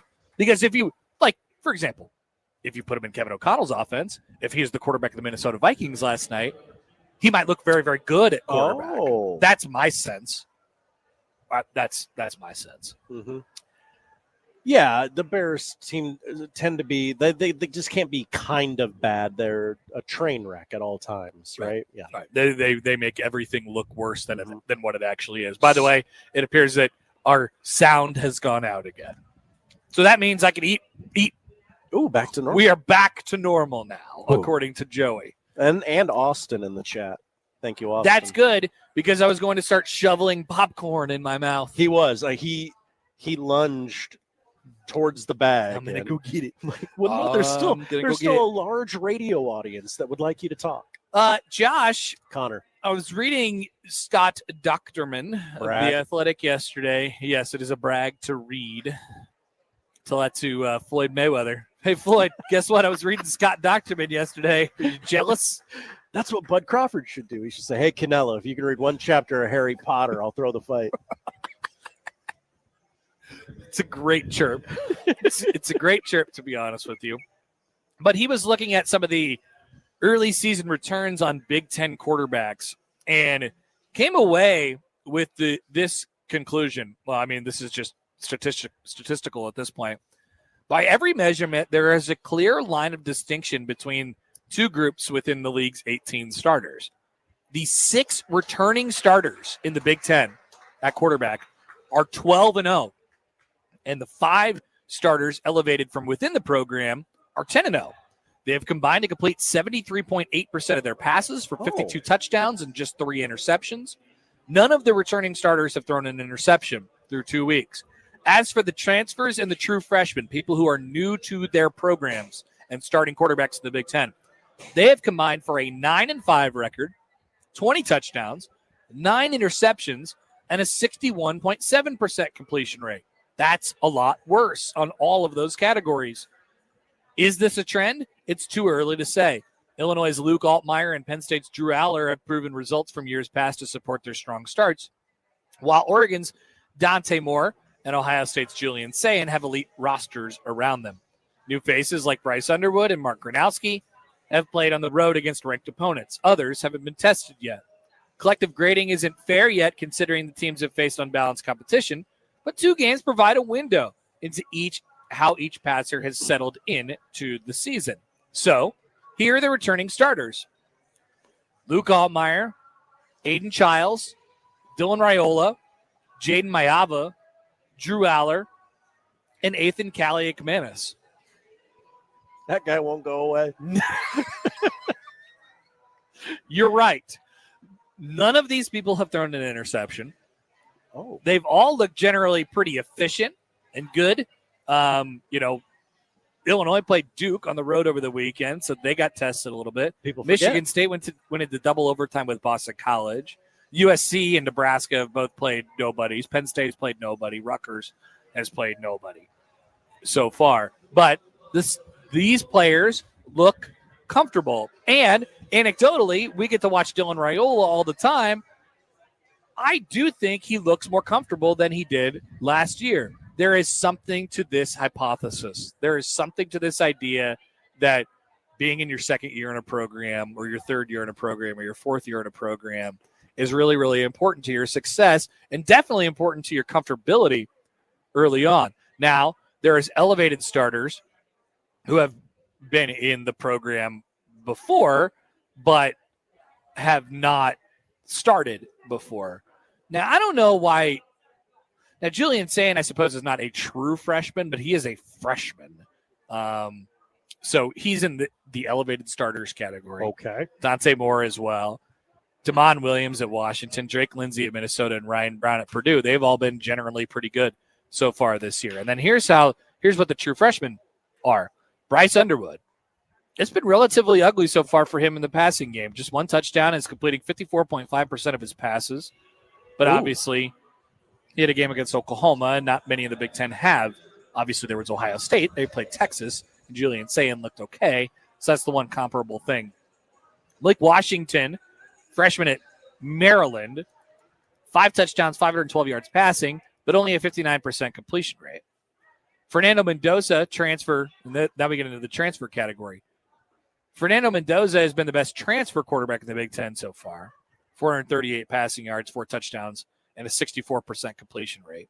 But they didn't look great against Old Dominion. Remember, they didn't score enough points. Old Dominion. And then they blasted Kennesaw State this past weekend. Nico Iamaleava has been horrific so far. UCLA as a program has been horrific so far. Mark Gronowski has been horrific so far at Iowa. He's thrown for 127 yards over 2 games. People forget that, Josh. People forget that. Northwestern is a disaster. They took a transfer quarterback. His name is Preston Stone. He threw 4 picks against Tulane and then came back with 3 touchdowns against Western Illinois. But a little left to prove there. Sure. And then there is a man by the name of Danny O'Neill at Wisconsin who has already replaced the injured Billy Edwards. Remember, he went out in the first game of their season, and Danny O'Neill played in their wins against Miami of Ohio and Middle Tennessee State. Of course, Danny's challenge this week is that they play Alabama in Tuscaloosa. Maybe not as daunting. Maybe not as daunting as it used to be, but nonetheless daunting for a man named Danny O'Neill. You're not in the O'Neill hive, huh? I don't think I am. I've never seen the guy play, but let me just say this: I don't think I like what he's going to do. Sounds like you're signing up for pain. So, is there something to the quarterbacks. I mean, there has to be, right? And this makes sense. Whoa, Tyrone Blanco just absolutely. Whoa! I think he just hit one into the scoreboard. He definitely went into the bar up there. All I know is I heard the bat crack, and Tyrone Blanco was still in the box looking up. I'm like, oh, got some pip jobs today. 3-1 Storm Chasers here in the bottom of the fifth. There's something to, whether it's the transfer portal era or not the transfer portal era, quarterbacks who have been in the system or have started a year. That makes a lot of sense. And it just so happens that we're in a cycle where this year there are not very many returning starters. Once again, Altmaier, Childs, Raiola, Mayava, Aller, and Kaliakmanis. So let's check in with this. But I am currently, I'll take responsibility for this myself. Okay. I am circling the drain here a little bit. And if everything checks out for young Dylon, he might be the best quarterback in the Big Ten. Cool. Whoa. What's wrong with that? I mean, on the face, nothing. But what a wild conversation that we might get to participate in later. See, I don't think it's that crazy. Why should it be that crazy? He's a 5-star quarterback. He started his 14th and now 15th game. Nebraska doesn't get that ever.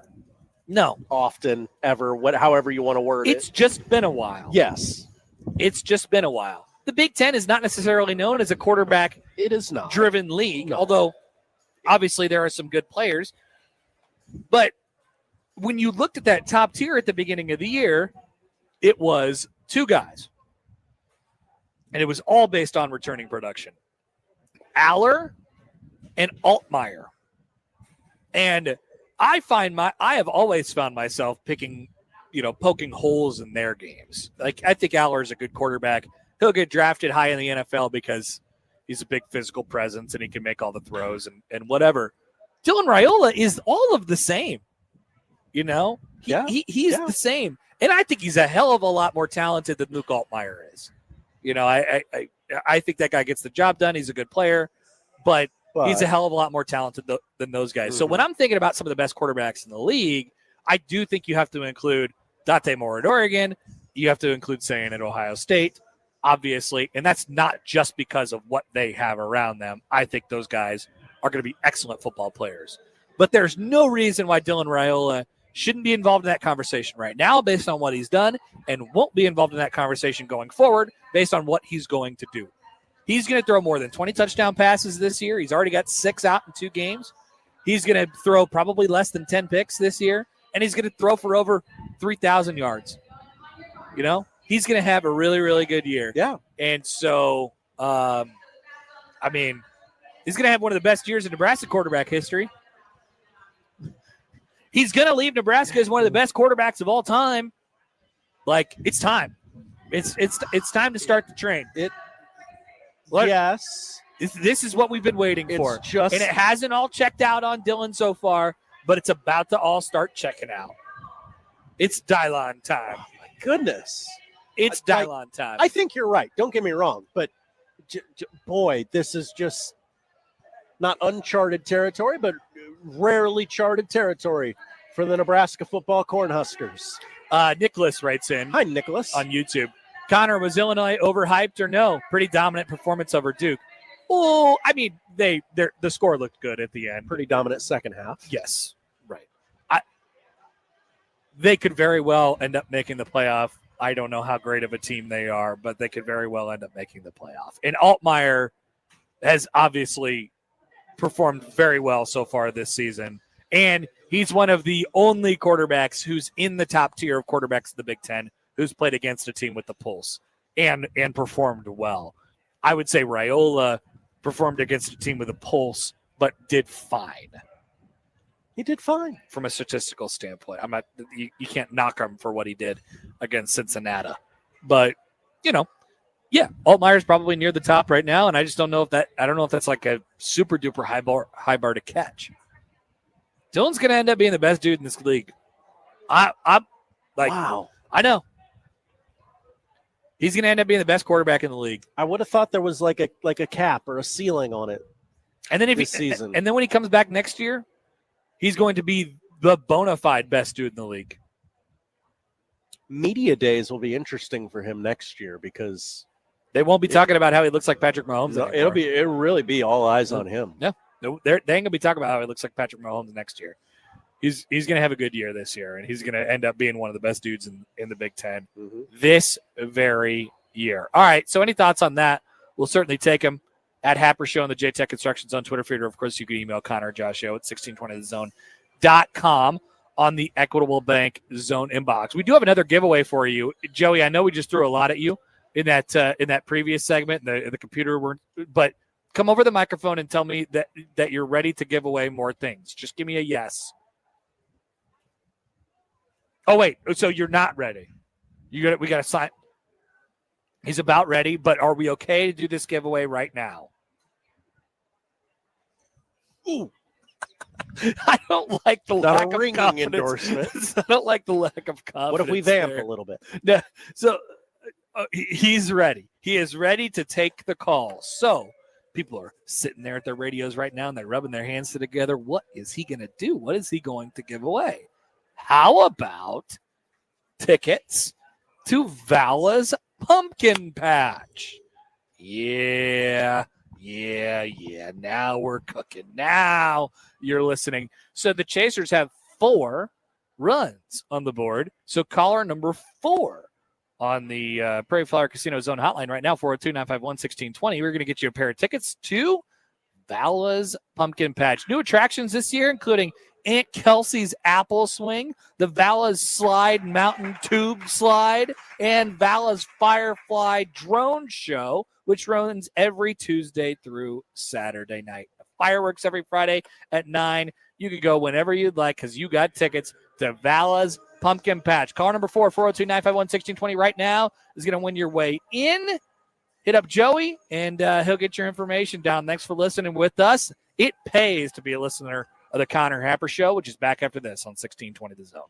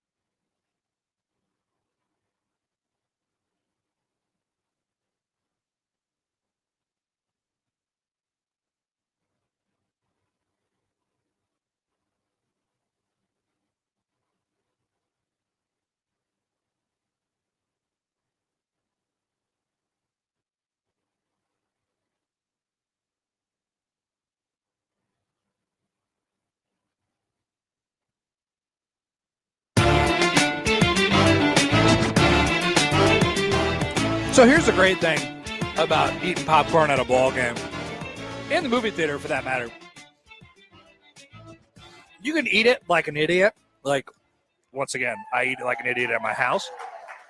But at my house, I'm ultimately responsible for cleaning up afterwards. That's right. I got to make sure my couch isn't just a big pile of popcorn kernels.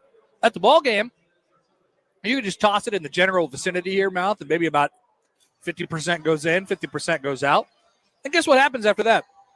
It just blows away. Yeah. You just stand up, and then it's gone. You don't have to worry about it anymore. There's popcorn supposed to be on the ground at the ball game. And that's why we love popcorn. That's why we love storm corn. Shout out to the Chasers, man. We love baseball and corn. It's so good. It was amazing. Need this show to be over so I can just continue to strap gobble that onto my face like a feed bag. Yeah. Well, you can shut your mic off, I guess, and just, but I do need your takes. Yeah, I got takes. I got things to do. Congratulations to Nate, our winner of the 2 tickets to Vala's Pumpkin Patch. Congratulations, and thanks for listening, Nate. Appreciate you. Good comment from Stibbs on the YouTube chat. Hi, Stibbs. Also, no jerk can meme you while you're eating popcorn. Exactly. Actually, they probably can. I mean, we probably look pretty questionable. But we do it during the break. Yeah, if you had the raw video feed of us housing these bags of popcorn. I mean, it's amazing how far you talk. Like, I bought this. I've only had a grand total of about 6 minutes to try and eat this thing. And I'm I'm down to about here. Yeah. Right now. So, yeah, it's going pretty well. Yeah. I guess you could say it's going pretty well. Having a good time. So good job, Nate, on the Vala's Pumpkin Patch tickets. We love it. Excellent job by you. And a reminder, speaking of Vala's, a reminder that we do have some season passes that are available. If you just head to 1620thezone.com, you'll have a chance. You can enter into a drawing, and you might be able to win season passes to Vala's Pumpkin Patch. I assume the drawing for that is coming up very soon, considering you would want that you want to have them enjoy all them season. this season. Yes, right. Yes. Also, speaking of 1620thezone.com, you got to go to this website. Holy God, do we have some stuff going on for you guys right now? The California Dream and Flyaway, powered by Neutral Vodka Seltzer. 2 tickets to Nebraska UCLA on November 8th. 2 round-trip tickets from Omaha to LAX. 2 nights stay in a hotel. $350 gift card to spend on food, merch, or Ubers, or whatever you want to spend it on. Your choice. It's a $350 gift card. You can enter right now at 1620thezone.com for your chance to win. Once again, it's the California Dream and Flyaway. All the leaves are brown. Right? That's that song.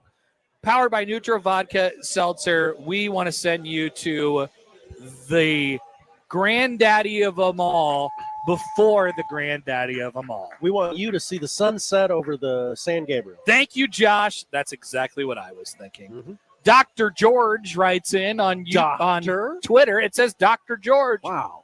Connor, I love tunnels. I love popcorn. Happer. It's the simple things in life, Josh. That's right. Really, I don't need much. You really don't. I've worked with a lot of radio talent who need a lot of things. You need very little. I need popcorn and tunnels. That's what I need. You don't even need me to dig you a tunnel. You just need tunnels to exist. I just need tunnels. Yeah, there needs to be a tunnel out there. Yeah. Then I'm good. John texts in. Hi, John. I didn't think On Sports With My Conduct started until 2. Why am I hearing eating on the air? Nice dig. I like that. Oh yeah. We got to talk about this guy at the KU Mizzou Oh, game. yeah. I was going to do this for the odd news. I'm glad it transcended the odd news. So what do we think? So this guy's got an opportunity to do something special. Make himself some money, right? He gets the opportunity for the kick. And by the way, I will have you guys know, at Memorial Stadium, many people, including Gary Sharp, who's sitting on my right, Grant Hansen, who is sitting on my left, could confirm this. When the kick for cash happened at Memorial Stadium on Saturday night, somebody asked me, what do you think is going to happen? And I said, wide left. Wide left it was. Wow. I'm a prophet. That's what people were saying in the press box. So this kid, at the equivalent of kick for cash, the Mizzou game, they were playing KU over the weekend. Border war was back. The word war is back, folks. He decided we're going to war to turn around and kick the ball not at the field goal post to win money, but at the Kansas sideline as an act of, antagonism. Yes. And then lifted up his shirt to reveal that he had Sharpied on himself FKU on his body. And he thought that would send a message more so than making the field goal to get money. What do we think of this move? Did he take advantage fully of his opportunity? Did he miss a giant opportunity? If you know in your heart there is 0.0% chance of making that kick, I like the move. I have a different perspective on this. Okay. Now, some people might make fun of me, and they might say that I hate fun. But what do I do when I'm not doing this radio show, Josh? A podcast, emceeing every. Stop there. Stop on emceeing. MC. All right. So this is the type of thing that would happen under my watch at a Creighton game. Somebody would try, and what are you supposed to do? The kid didn't tell me that he was going to go out there and kick the ball at the KU sideline. Okay. So, how does that make the MC look? If the layup, free throw, half court shot guy said, "I'm not going to do this. Bleep you, Hurley," and started chucking basketball. Yes. How do you think that would make me feel? Because I have a responsibility. Like, I'm sure it would pump the crowd up. Creighton fans would love it if the guy started chucking basketballs at Hurley and said, "Bleep you." But someone do that. We will bail you out. We'll bail you out. No. Do not do that. Do not do that. Because then, I don't know. Hurley's going to get mad at me, right? Like, all the anger is going to get taken out on me. I'm going to be in the middle of a national controversy. And so when I saw this. You don't think he'll be cool, calm, and collective about it? When I saw this clip, I thought, that little scoundrel. Okay. That little son of a bee. You have a very unique perspective on this story. Okay. I do. And so I couldn't help it. That's what I thought. Just go up there and do what you're supposed to do. Kick the ball to the field goal posts, and then it ends. Then the game ends. Instead, did you see? So they had a person from the marketing staff out there holding the ball, right, on the tee, the holder for the field goal. And he walked off, didn't even make eye contact with the kid, understood what was happening, beeline toward the sideline, and got out of there. I'm just telling you, man, that would be a bad deal for the Northwest Missouri State guy. Look at this. Hey, guy. look at that. There you go. I don't know. Dub over the weekend. Do not, please, and I'm actually dead serious. Don't do this. Don't do this. Don't do this. I can tell you're serious. I am serious. If it seems like, he's just kidding because he wants this to happen, I am not. Do not do this. Don't put me in this position. Gosh, it'd be really funny. And don't put my bosses in this position. It would just be bad. Black Cat says you've done this to yourself. I just wanted to take you through my mindset. All right. If you're thinking of doing it, think about how it would make me feel. I would hate you. And you don't want me to hate you. No. I know a lot of people. I'm a bad person to have hate you. Okay. You don't want to make an enemy out of me. I don't hate many people. I don't hate many people, Josh. You don't. I would hate you. You really don't. I would hate you if you did this. Well, that's incentive enough for me not to do it. We're back with the polls. We'll tell you what to watch. Thank you, Josh. I appreciate your cooperation on 1620 The Zone.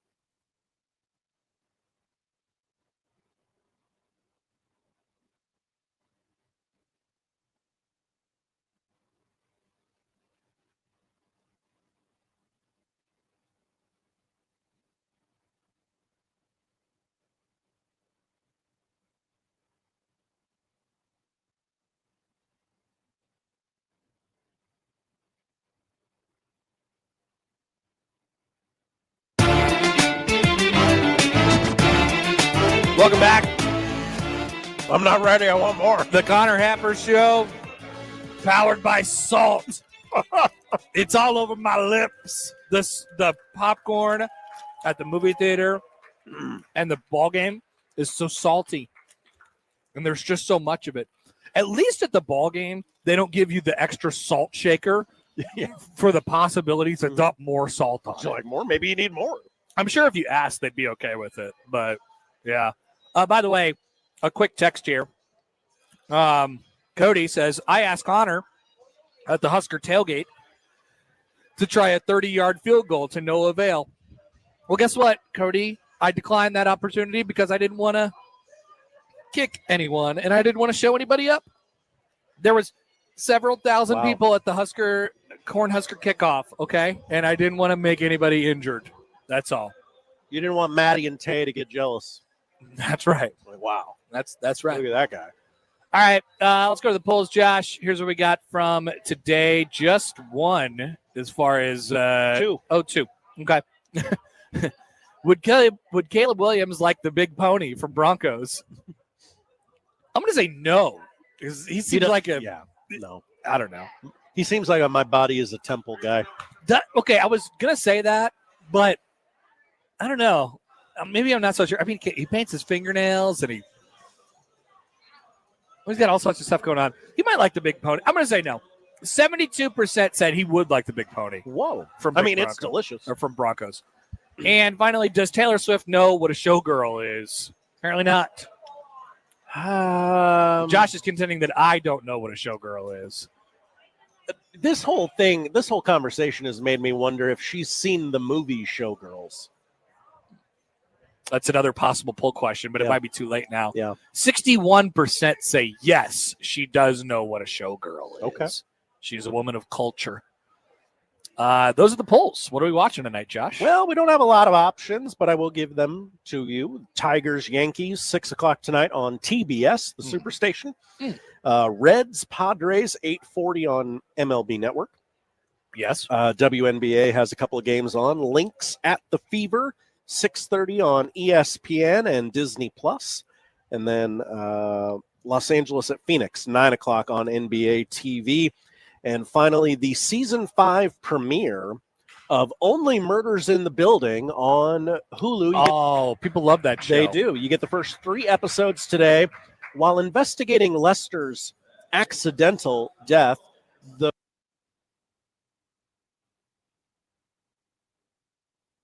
territory. Wow. Only Murders in the Building. Kind of sounds like a podcast. Yep.